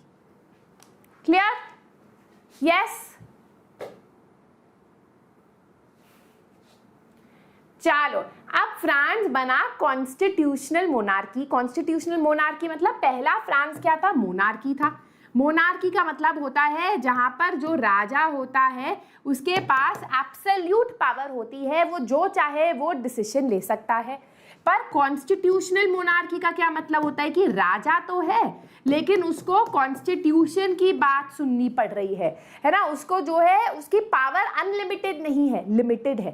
That is called constitutional monarchy. तो यहाँ पर एक नई सरकार एस्टैब्लिश हुई जिसको आप बोल सकते, that was indirectly elected. Indirectly elected का मतलब क्या होता है, इसको समझते हैं। आज जैसे सरकार, आजकल इलेक्शंस चल रहे हैं, तो जिनको हम वोट कर रहे हैं वो लोग हमारे लिए डिसीजंस लेते हैं। इसको कहते हैं कैसा सरकार? जो डायरेक्टली इलेक्टेड है। बेटा लिवर होता है इसका प्रोनाउंसिएशन, बट लिखते हैं लिवरे, तो आपकी मर्जी है। मैं लिवरे बोलती हूँ जिससे मेरी स्पेलिंग मिस्टेक ना हो, ठीक है। तो मैं क्या कही थी? हाँ, तो आजकल जो सरकार हम इंडिया में बनाते हैं, they are, that is directly ruling us, है ना, that is directly elected. But France में जो सरकार थी वो इनडायरेक्टली इलेक्टेड थी। इसका क्या मतलब हुआ? इसका मतलब जो लोग पहले इलेक्टर्स को वोट करते हैं और वो इलेक्टर्स जो है लेजिस्लेचर को वोट करते हैं, जो नेशनल असेंबली थी। जैसे you are voting someone, then they will vote for the decision maker, ठीक है। इस तरीके से इनडायरेक्ट इलेक्शन से, बहुत डिटेल में मत जाओ, बस इतना समझो, है ना। आपका लेजिस्लेचर, एग्जीक्यूटिव, जुडिशरी था, 3 डिविजन्स थे। यहाँ पर जो है लोगों को 2 पार्ट्स में डिवाइड कर दिया था, active citizens, passive citizens. This is very important, इसको ध्यान से सुनना। जब आपकी नेशनल असेंबली आई तो ऐसा नहीं है सबका उद्धार हुआ। उन्होंने क्या किया कि राइट टू वोट दिया only to men, not women. Man above the age of 25, जो 25 साल से ऊपर है, सिर्फ उनके पास राइट टू वोट था। और दूसरा, not all man but only man who had property. सारे मर्दों को नहीं दिया राइट टू वोट, ओनली वो मर्द जिनके पास प्रॉपर्टी थी, ठीक है, उनको मिला राइट टू वोट, राइट। तो people who were working 3 days, जो लोग 3 दिन का लेबर जितना टैक्स पे कर रहे थे, है ना, अगर एक दिन का लेबर है 100 रुपए, जो लोग 300 रुपए का टैक्स पे मिनिमम कर रहे थे, उनको राइट टू वोट दिया गया। बाकी जो लोग थे, जो प्रॉपर्टी लेस लोग थे, जो औरतें थी, जो बच्चे थे, राइट, जो 25 साल से कम वाले मर्द थे, वो सब पैसिव सिटीजन्स कहलाए गए, जिनको राइट टू वोट नहीं दिया गया। क्लियर बेटा? वेजेस होता है आमदनी। मैम फ्रांस में भी तो कुछ पार्ट डायरेक्ट इलेक्शन के थे। नहीं, ऐसा नहीं था Ansh, there was only one kind of election. हमारे यहाँ राज्यसभा इनडायरेक्टली होता है, बट लोकसभा जो हमारे मेन रिप्रेजेंटेटिव्स होते हैं वो डायरेक्टली इलेक्टेड होते हैं। ठीक है, तो आपको क्या समझना है, राजा की पावर को लिमिट कर दिया गया। जो नई सरकार थी वो लोग चुनते थे इनडायरेक्टली, मतलब ऐसा नहीं है कि उन्होंने सरकार को चुना, इन्होंने किसी को चुना, उन्होंने सरकार को चुना। जो लोग चुनते थे, not everyone was allowed to vote, only men above the age of 25 years were allowed to vote, only men who had property, जिनके पास प्रॉपर्टी थी, they were allowed to vote। बाकी जो मर्द थे, जो औरतें थी, जो बच्चे थे, उनको पैसिव सिटीजन्स बुलाया गया, they had no right to vote। Wage मतलब the salary that you earn per day is called a wage। उसको सैलरी और वेज में डिफरेंस क्या होता है? अगर आज मैं छुट्टी भी ले लूँ, मुझे पर मंथ जो है 30,000 रुपीज़ वेदांतु देता है ना, लेकिन वेज होता है पर डे वाला वर्क। लेबरर वाला जो वेज होता है कि आप आज जाओगे आज के पैसे मिलेंगे, कल जाओगे कल के पैसे मिलेंगे, पर डे वेज। ठीक है, नहीं बेटा, वुमेन तो पैसिव सिटीजन्स थी ना, उनको राइट टू वोट नहीं दिया गया। ठीक है, इलेक्टर्स थे जी, मैंने आज जिसको वोट दिया वो इलेक्टर्स है, और वो लोग जो है डिसाइड करेंगे कि कौन मेजर डिसीजन मेकर्स होंगे, नेशनल असेंबली में कौन होंगे। बहुत ज़्यादा इसमें मत जाओ, just know a basic of it, इतना डिटेल में नहीं आता। नहीं, मेरी इनकम नहीं है, मजाक कर रही थी मैं। ऑलराइट, अब हम बात करते हैं कॉन्स्टिट्यूशन। कॉन्स्टिट्यूशन बना of 1791 which began with the declaration of rights of man and citizen.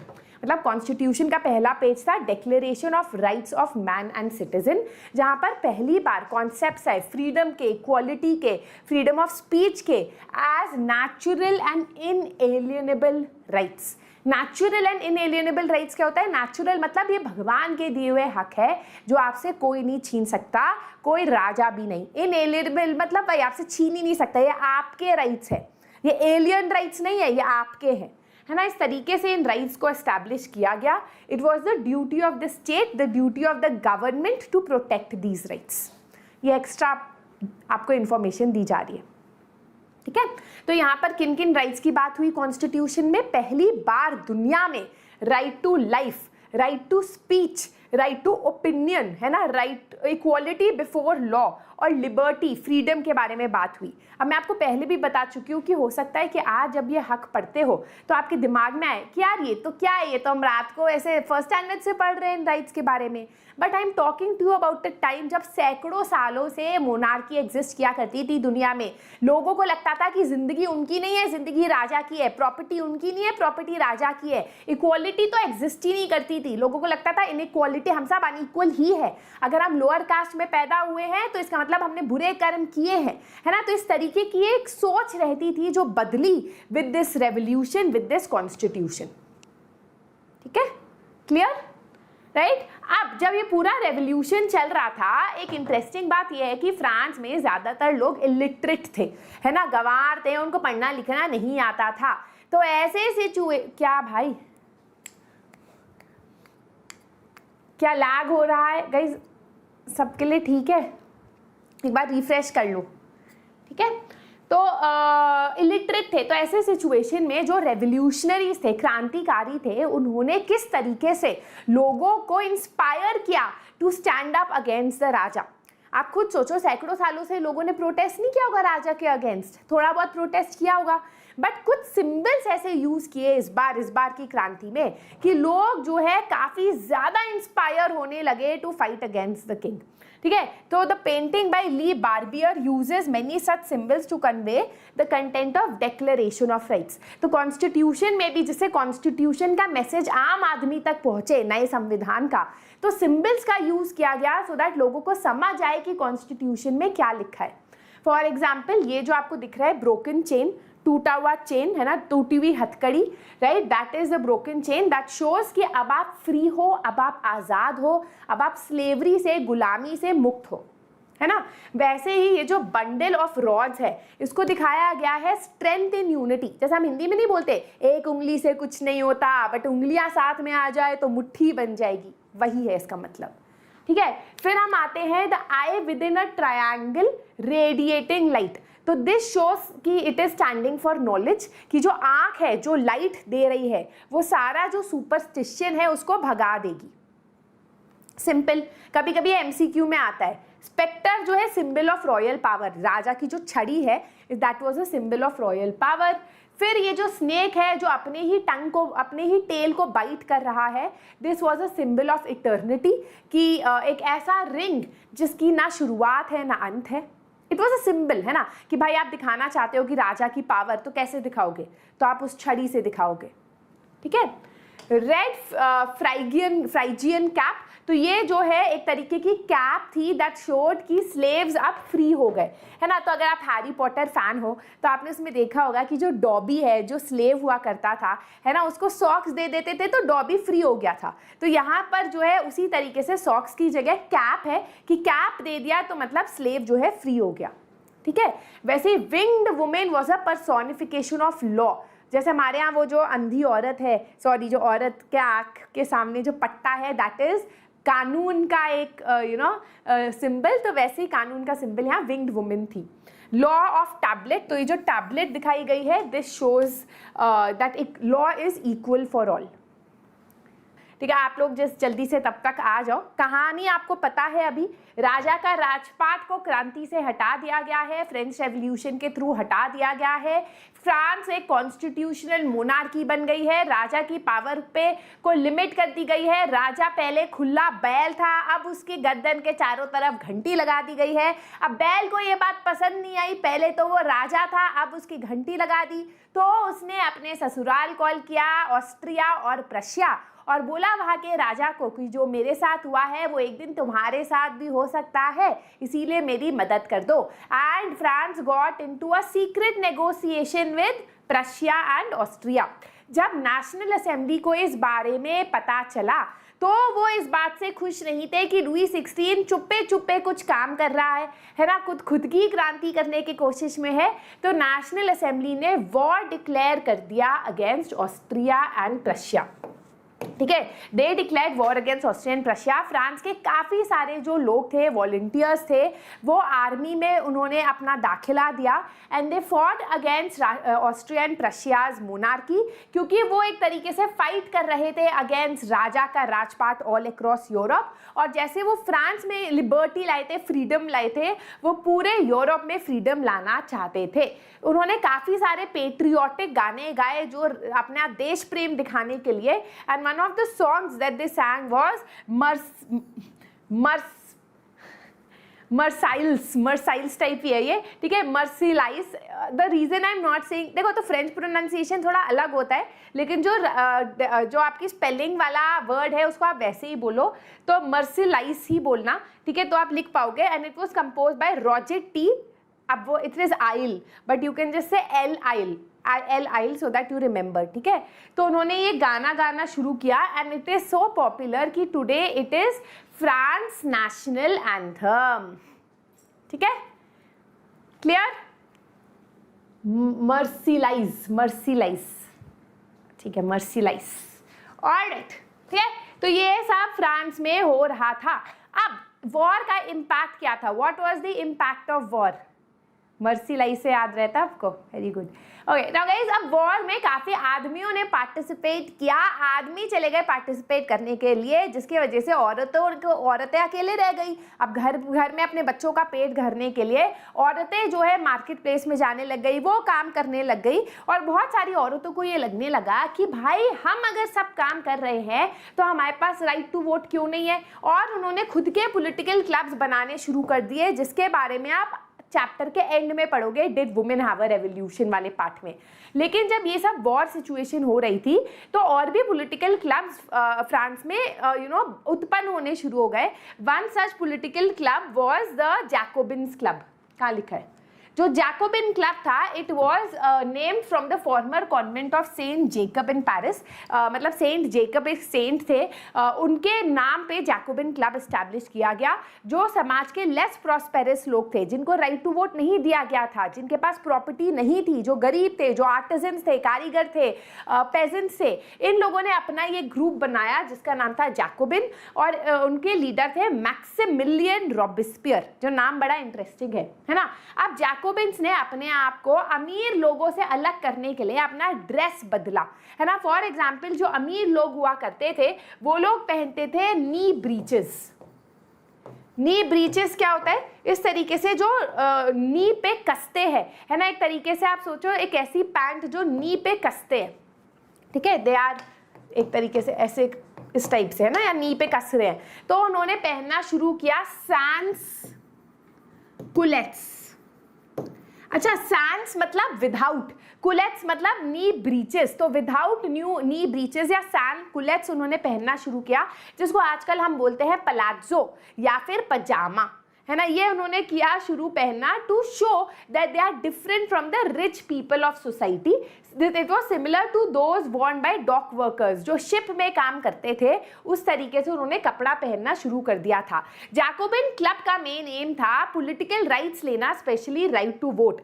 उन्होंने बोला कि ऐसा क्यों है कि only men with property should have the right to vote, ठीक है। अब जैकोबिन्स ने क्या किया, क्योंकि उनको राइट टू वोट चाहिए था और वो काफ़ी ज़्यादा परेशान भी थे कि फ्रांस में इतना अनएम्प्लॉयमेंट चल रहा है, फूड के प्राइसेस बढ़ रहे हैं, वॉर चल रही थी ना, तो वॉर में तो फूड के प्राइसेस बढ़ते हैं। तो जैकोबिन्स इस बात से काफ़ी परेशान थे। तो 10 अगस्त को वो पैलेस ऑफ टुइलरीज गए, जहाँ राजा और रानी, राजा लुई 16 और मैरी एंटोनेट केक खा रहे थे बैठकर। उनको जो है अरेस्ट किया फॉर मेनी आवर्स। इसको देखकर जो सरकार थी फ्रांस की, नेशनल असेंबली थी, उन्होंने जो है मान ली बात, मतलब मैक्सिमिलियन रॉबेस्पियर जैकोबिन्स की बात मान ली और फ्रांस एस्टैब्लिश हो गया एज अ रिपब्लिक।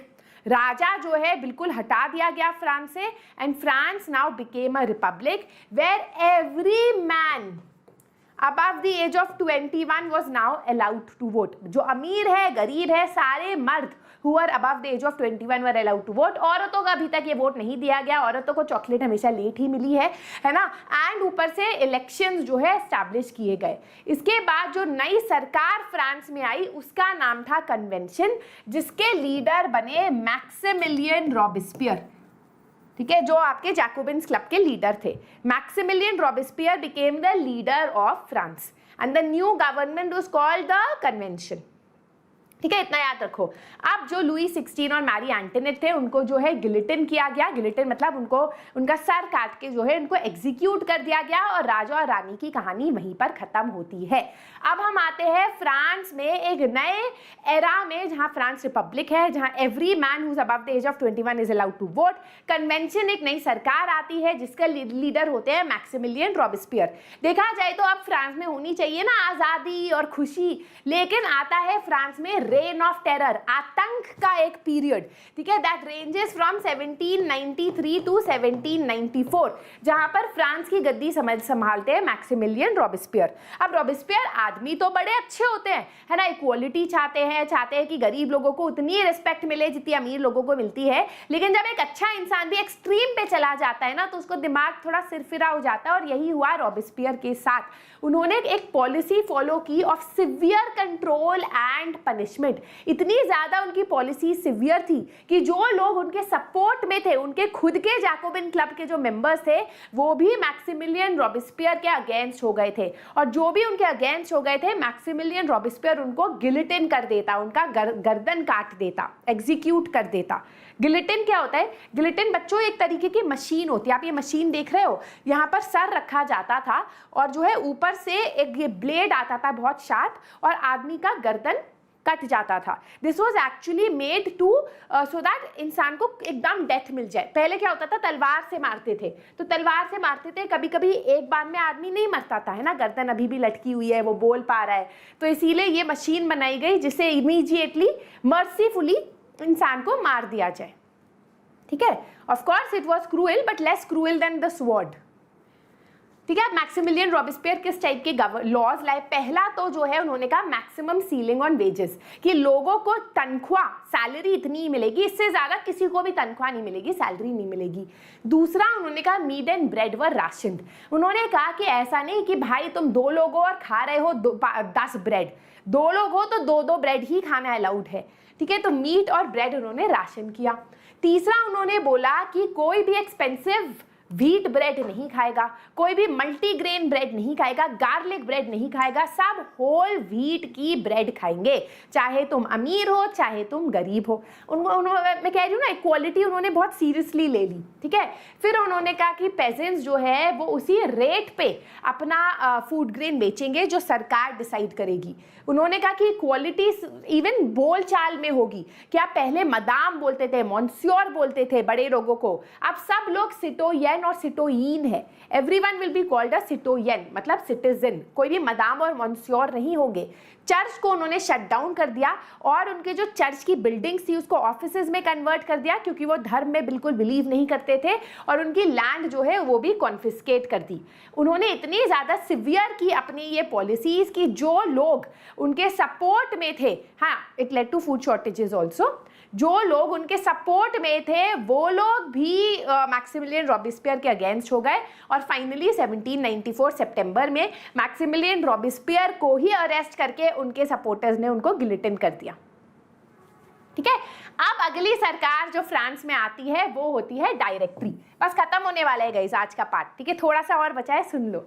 अब क्या होता है कि अभी तक गरीब लोगों के हाथ में फ्रांस की गद्दी होती है। अब जो अमीर लोग होते हैं वो फ्रांस की गद्दी जो है जैकोबिन से खींच के अपने पास वापस ले आते हैं और बोलते हैं यार इन गरीब लोगों से ना हो पाएगा, ये तो हम सबको जो है होल व्हीट ब्रेड खिला रहे हैं, हमको खानी गार्लिक ब्रेड। और बेटा खाने के ऊपर अगर किसी ने रोक लगाई ना तो लोग क्रांति पे उतर ही आएंगे, है ना। तो यहाँ पर भी कुछ ऐसा ही था, जैकोबिन्स का फॉल होता है और वापस से फ्रांस की गद्दी आती है in the hands of the middle class and the rich people, right. अब ये लोग क्या करते हैं, ये एक नई सरकार एस्टैब्लिश करते हैं जिसका नाम होता है डायरेक्टरी।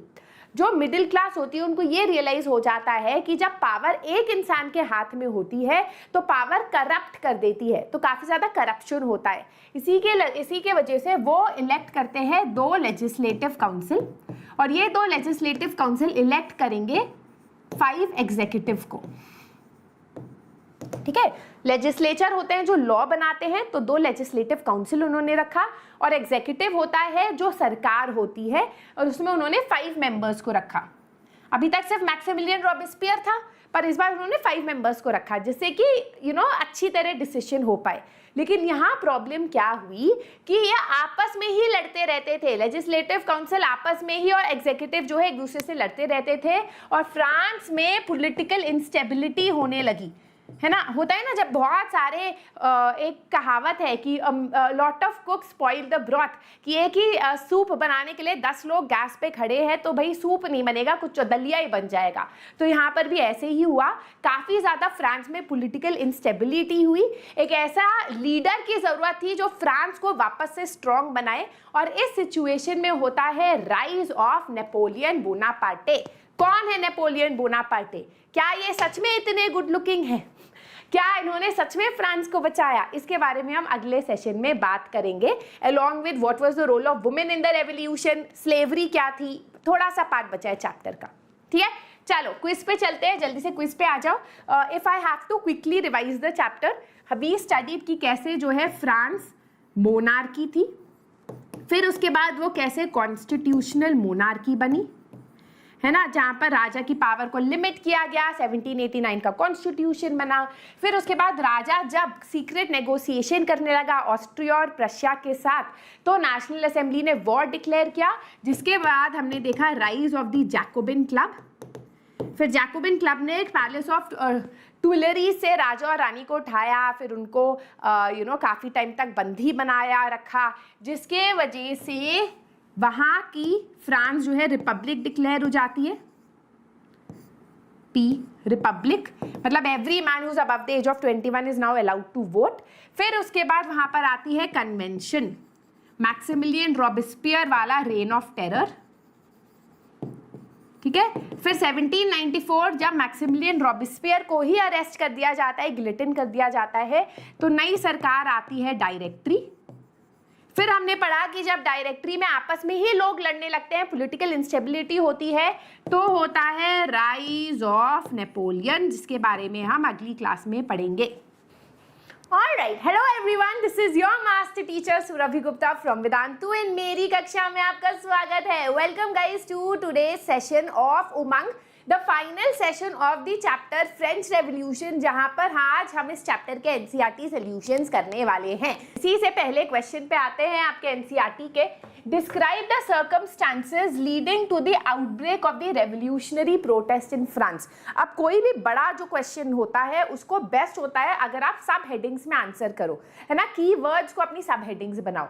तो इसमें क्या पहला पॉइंट आप लिख सकते हो कि क्या हो रहा था फ्रांस में जिसके वजह से क्रांति हुई।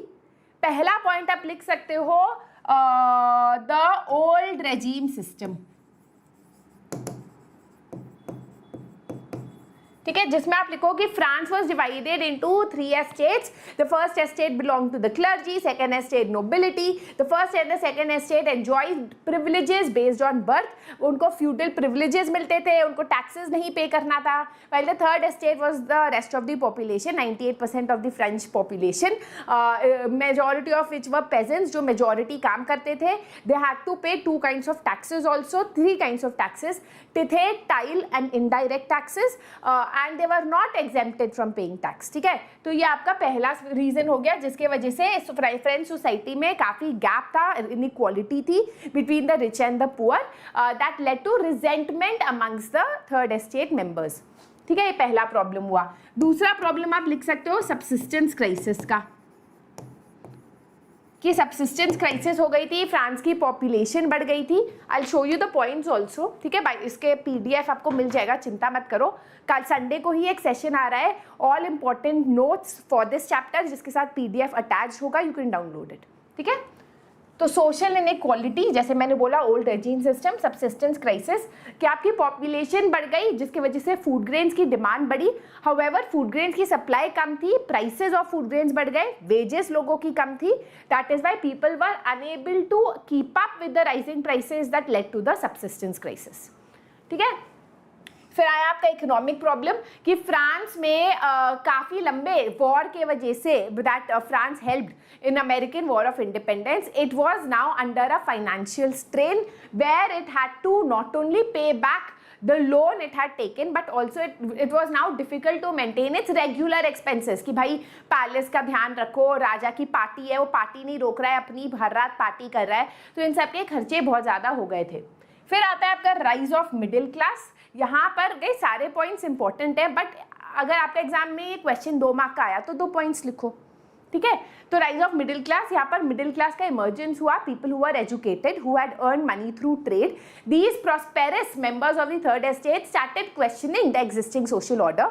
वो क्वेश्चन करने लगे कि क्यों राजा ही टैक्स ना पे करें, हम ही टैक्स पे करें। They started talking about privileges based on birth. काफ़ी सारे फिलोसोफर्स भी आए जैसे Locke, Montesquieu, Rousseau, who started talking about representative government with a constitution, ठीक है। आप ये सब लिख सकते हो। फिर आप लिखो इमीडिएट कॉज, की 5 मई को 1789 को लुई 16 ने एस्टेट जनरल की मीटिंग बुलाई, where he proposed to increase the taxes and the third estate was only given one, मतलब the voting system was 1 estate 1 vote. When the third estate gave the proposal कि 1 representative 1 vote होना चाहिए, the king refused, as a result of which they walked out and that led to the French Revolution, है ना। उस कहानी से French revolution का कहानी मतलब मेन पॉइंट शुरू होता है। क्लियर? नहीं बेटा इतना बड़ा, देखो यार आपको लग रहा है ये बड़ा है, पर आपके ये सारे पॉइंट बहुत, ये वाला सबसे इंपॉर्टेंट है क्वेश्चन। इसमें ये भी आ सकता है what are the causes of the French revolution, इसमें भी ये पॉइंट्स आएंगे। हाँ वी क्विज होगा। Which group of French revolution benefited from the revolution, जल्दी से बताओ कौन सा ग्रुप था फ्रेंच सोसाइटी का जिसको बेनिफिट मिला रेवोल्यूशन का? कमेंट्स चैट बॉक्स में जल्दी से बताओ। और कौन सा ग्रुप था जिनको पावर खोनी पड़ी? पहले बोलो हु बेनिफिटेड और फिर जिसने पावर खोई। Who benefited? पहले तो भाई मिडिल क्लास ने बेनिफिट किया, क्योंकि मिडिल क्लास यही चाहता था कि हमारी सरकार बने, है ना, कि प्रिविलेजेस बेस्ड ऑन बर्थ चली जाए, वो सब हटा दी गई। तो थर्ड एस्टेट का इसमें फायदा हुआ, स्पेशली मिडिल क्लास का फायदा हुआ, है ना। और हु लॉस्ट पावर? पावर किसने खोई? लुई 16 जो मोनार्क था, अब उसकी पावर पे जो है वो लग गया, लिमिट लग गई, लिमिट वाज, एंड उसके बाद क्लर्जी की जो चर्च की जो सारी लैंड थी उसको कॉन्फिस्केट कर दी गई थी, जो टैक्सेस थे उसको एबॉलिश कर दिए गए थे, जिसके वजह से लुई 16 और क्लर्जी का लॉस होता है। Which section of society would have been disappointed with the outcome of the revolution? इसका क्या कहोगे? कौन सा पार्ट ऑफ समाज था जो रेवोल्यूशन चाहता था बट जो खुश नहीं था इसके आउटकम से? मैम मैं 10th में हूं तो यहाँ क्या कर रहे हो बाबू? कौन था जिन्होंने पार्ट तो लिया था रेवोल्यूशन में but they were not happy with the outcome of the revolution? Women, औरत, है ना भाई, औरतों ने बहुत पार्ट लिया था but they were then treated as passive citizens, they were not given the right to vote. और एक और ग्रुप है जिसको राइट टू वोट नहीं मिला था, जो शायद खुश नहीं थे आउटकम से, पेजेंट्स, है ना। पेजेंट्स हो गए लेस प्रॉस्पेरस मेंबर्स जो हो गए आपके थर्ड एस्टेट के, वो खुश नहीं थे क्योंकि अब उनको पैसिव सिटीजन्स करार कर दिया गया था, है ना। Poor men who did not have property, who did not pay taxes, they were not given the right to vote. ठीक है, थैंक यू समर्थ। बेटा मैं नोट्स दूंगी, इस संडे को जो सेशन आ रहा है उसमें आपको सारे नोट्स मिल जाएंगे इस चैप्टर के। ठीक है।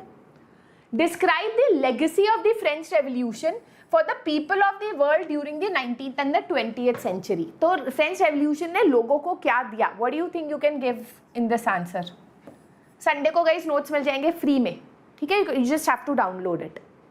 By I'm saying Sunday because I'm gonna bring all the notes together, थोड़ा टाइम लगेगा, तो संडे को सेशन आएगा उसमें आप कर सकते हो।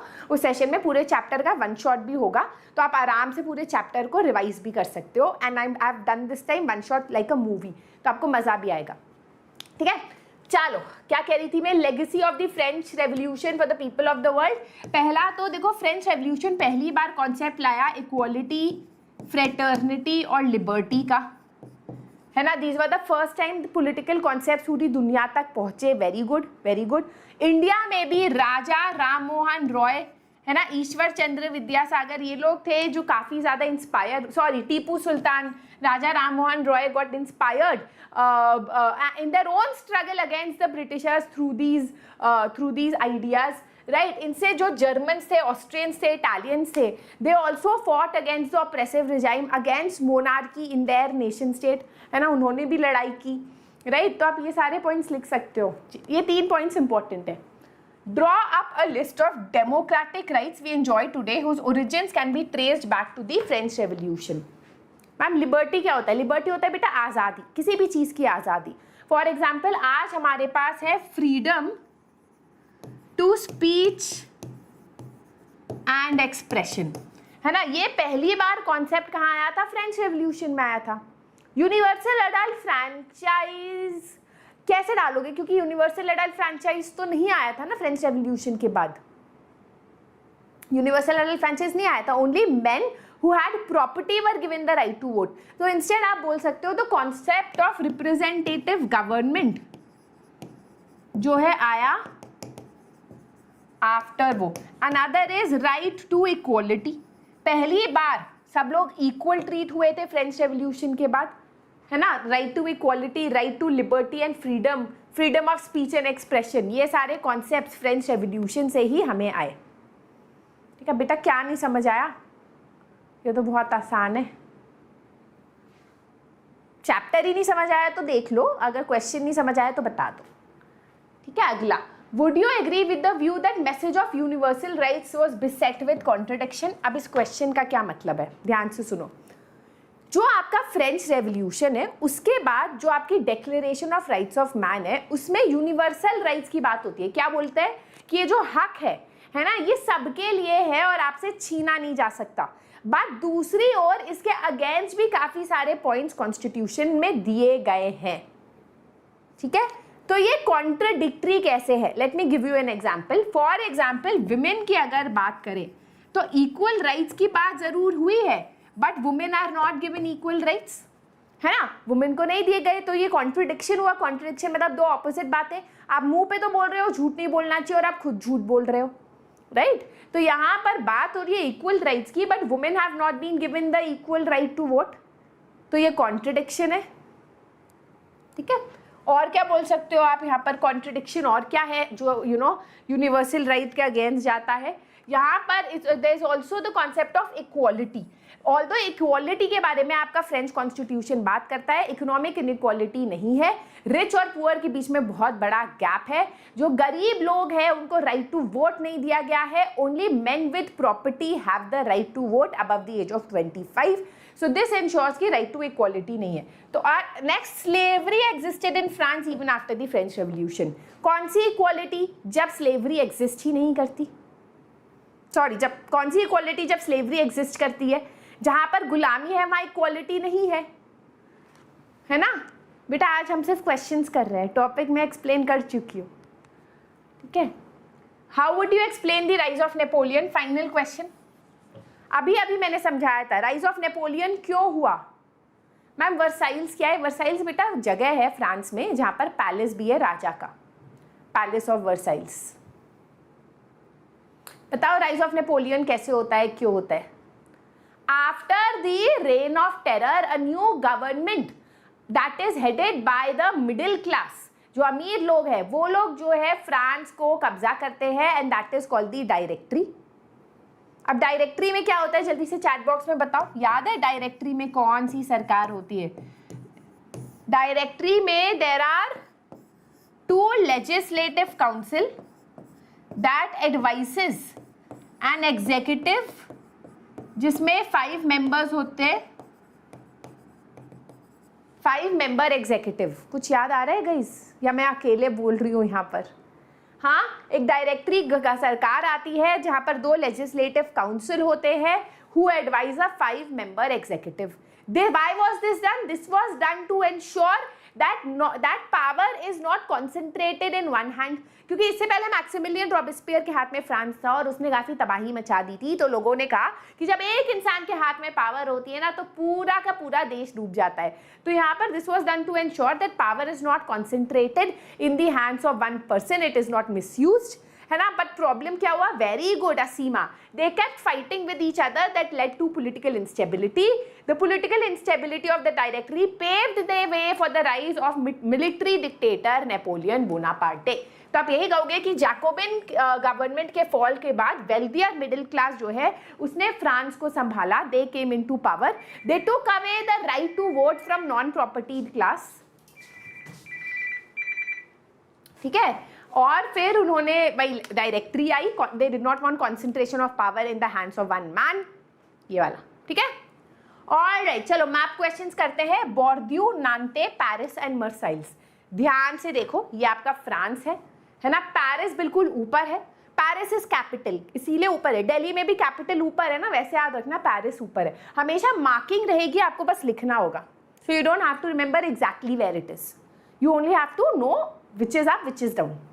तो पहले पेरिस हुआ, फिर नांतेस हुआ, नांते, फिर बोर्डियू एंड फिर वर्साइल्स, ठीक है। पेरिस, नांते, बोर्डियू एंड वर्साइल्स, इस तरीके से याद रखो। स्लेव ट्रेड ज्यादातर नांतेस और बोर्डियू के कोस्ट से होती थी, ठीक है। चलो क्विज पे आते हैं। क्विज का लिंक आपको डिस्क्रिप्शन बॉक्स में मिल जाएगा, जल्दी से आओ, जल्दी से आ जाओ। हाँ, इसके डिस्क्रिप्शन में वीक क्विज का लिंक है एग्जैक्टली। ओए, फोन नंबर नहीं डाला मैंने।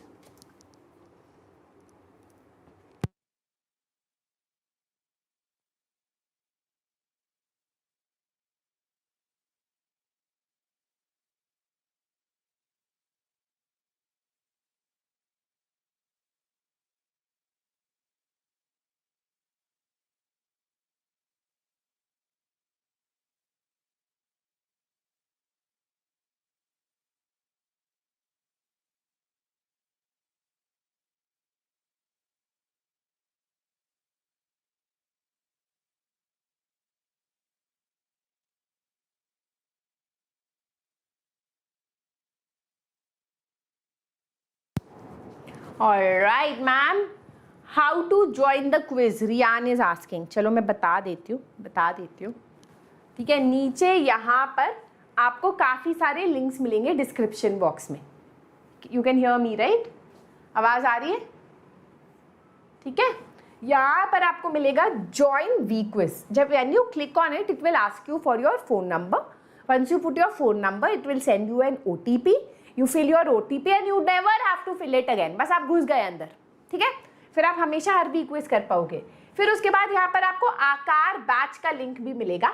This is not for you, this is for class 10, but if you know any of your seniors who would like to join a batch जहाँ पर हम लोग पढ़ाते हैं, जहाँ पर बहुत बढ़िया पढ़ाया जाता है, तो उनको जरूर बताना आकार बैच के बारे में, ठीक है?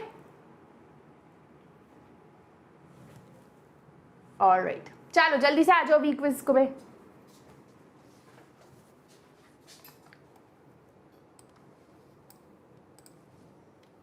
अगर आपने अभी तक वीडियो को थम्स अप नहीं दिया है, जल्दी से दे दो, चैनल को सब्सक्राइब कर दो।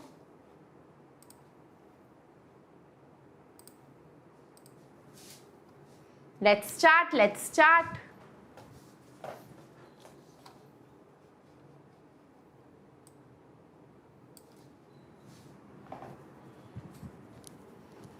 ऑलराइट, पहला question, What was the major cause of the French Revolution? Inequality in the tax structure, economic success of mercantilism, failure of the Congress of Vienna, या policies of Napoleon? Ma'am, what is the most difficult chapter of class 9? यार देखो, अभी class 9 में enter किए हो तो सब कुछ डिफिकल्ट लग सकता है, बट डिफिकल्ट मतलब very theoretical and too much to learn. Socialism in Europe लगता है बच्चों को, नाजिज्म लगता है, फूड सिक्योरिटी बहुत डिफिकल्ट लगता है बच्चों को, पॉवर्टी भी, यू नो, ज्योग्राफी में climate, right? There are some chapters that students find difficult, but don't worry, हो जाएगा। Inequalities in the tax structure is the correct answer, guys. That was the main reason for the French Revolution कि हमें tax पे करना पड़ रहा है और राजा जो है हर रोज अपने पैलेस में पार्टी कर रहा है ना? अगला, which list of French leaders is in the correct chronological order? Chronology बताओ, पहले कौन आया, फिर क्या आया, फिर क्या आया? ध्यान से पढ़ो सारे ऑप्शंस को।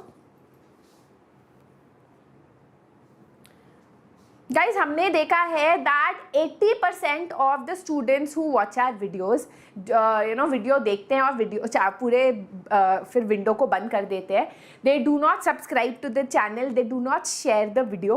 प्लीज़ मेक श्योर कि अगर आप हमारे वीडियोस को रेगुलरली देखते हो तो उसको सब्सक्राइब ज़रूर करो। उससे हमारे पूरे टीम को बहुत मोटिवेशन मिलता है कि हम आपके लिए और अच्छी वीडियोज़ लाए। एज आई टोल्ड यू, मेरा 1 शॉट वीडियो भी आने वाला है इस चैप्टर पे, जिसमें मैं पूरे चैप्टर को मूवी की तरीके से समझाती हूँ। तो if you want such videos, animated videos, make sure that you subscribe to the channel and share this video with as many friends as you can. याद रखना, क्लास 9 और 10 SST मतलब सुरभि मैम होना चाहिए इस साल, ठीक है? तो हाँ, पहले लुई 16 आया, फिर रॉबेस्पियर आया, फिर नेपोलियन आया। नेपोलियन एंड में आया, that is how the chapter ends, ठीक है?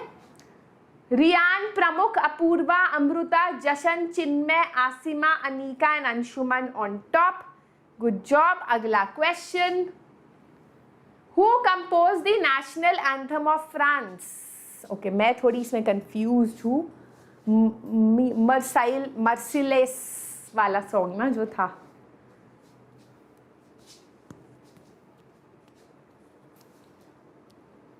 पसीने आ रहे हैं, इतनी गर्मी है।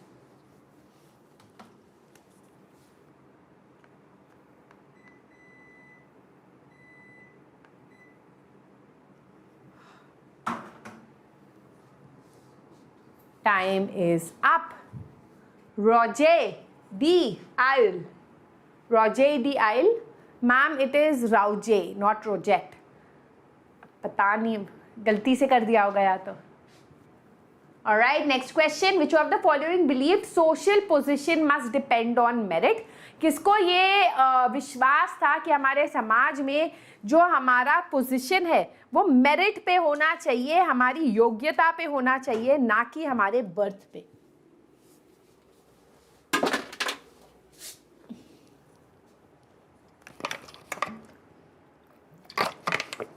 जल्दी से बता दो।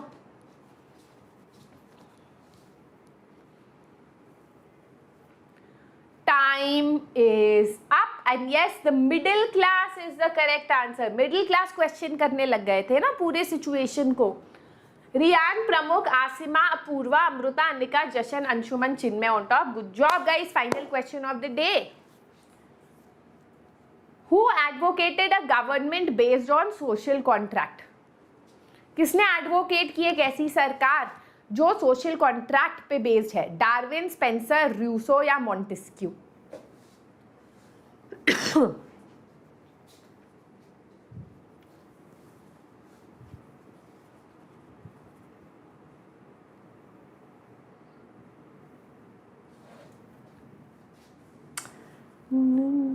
उनकी बुक का नाम भी है a social contract.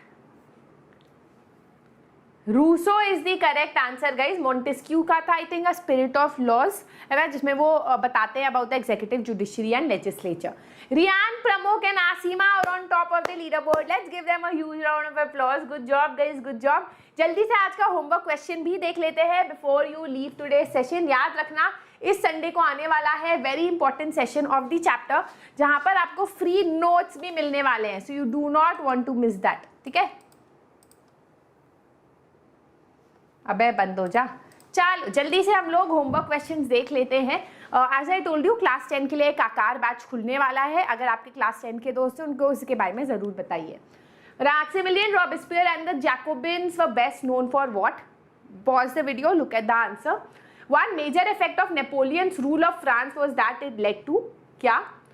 At the Congress of Vienna, the government of Europe reacted to the French Revolution and the rule of Napoleon by attempting. नहीं, ये वाला क्वेश्चन नहीं है. This is not a class 9 question. This is a class 10 question. ठीक है, तो इसको हटा दो. ये this is not the question. ठीक है? All right. So that is it guys, that is it for today. Make sure that you follow us on our Telegram channel. Instagram ID है surabhi_nerd_alert. अगर आप मुझसे वहाँ बातें करना चाहते हो तो कर सकते हो. As I told you, Sunday को इस पूरे चैप्टर का वन शॉट आने वाला है. पूरे मूवी की तरह मैंने चैप्टर को स्टोरी आपको पूरी बताई है. वो देख लिया तो चैप्टर आपको कुछ और करने की जरूरत नहीं पड़ेगी. So that is it for today. This is your master teacher Surabhi signing out. Bye bye.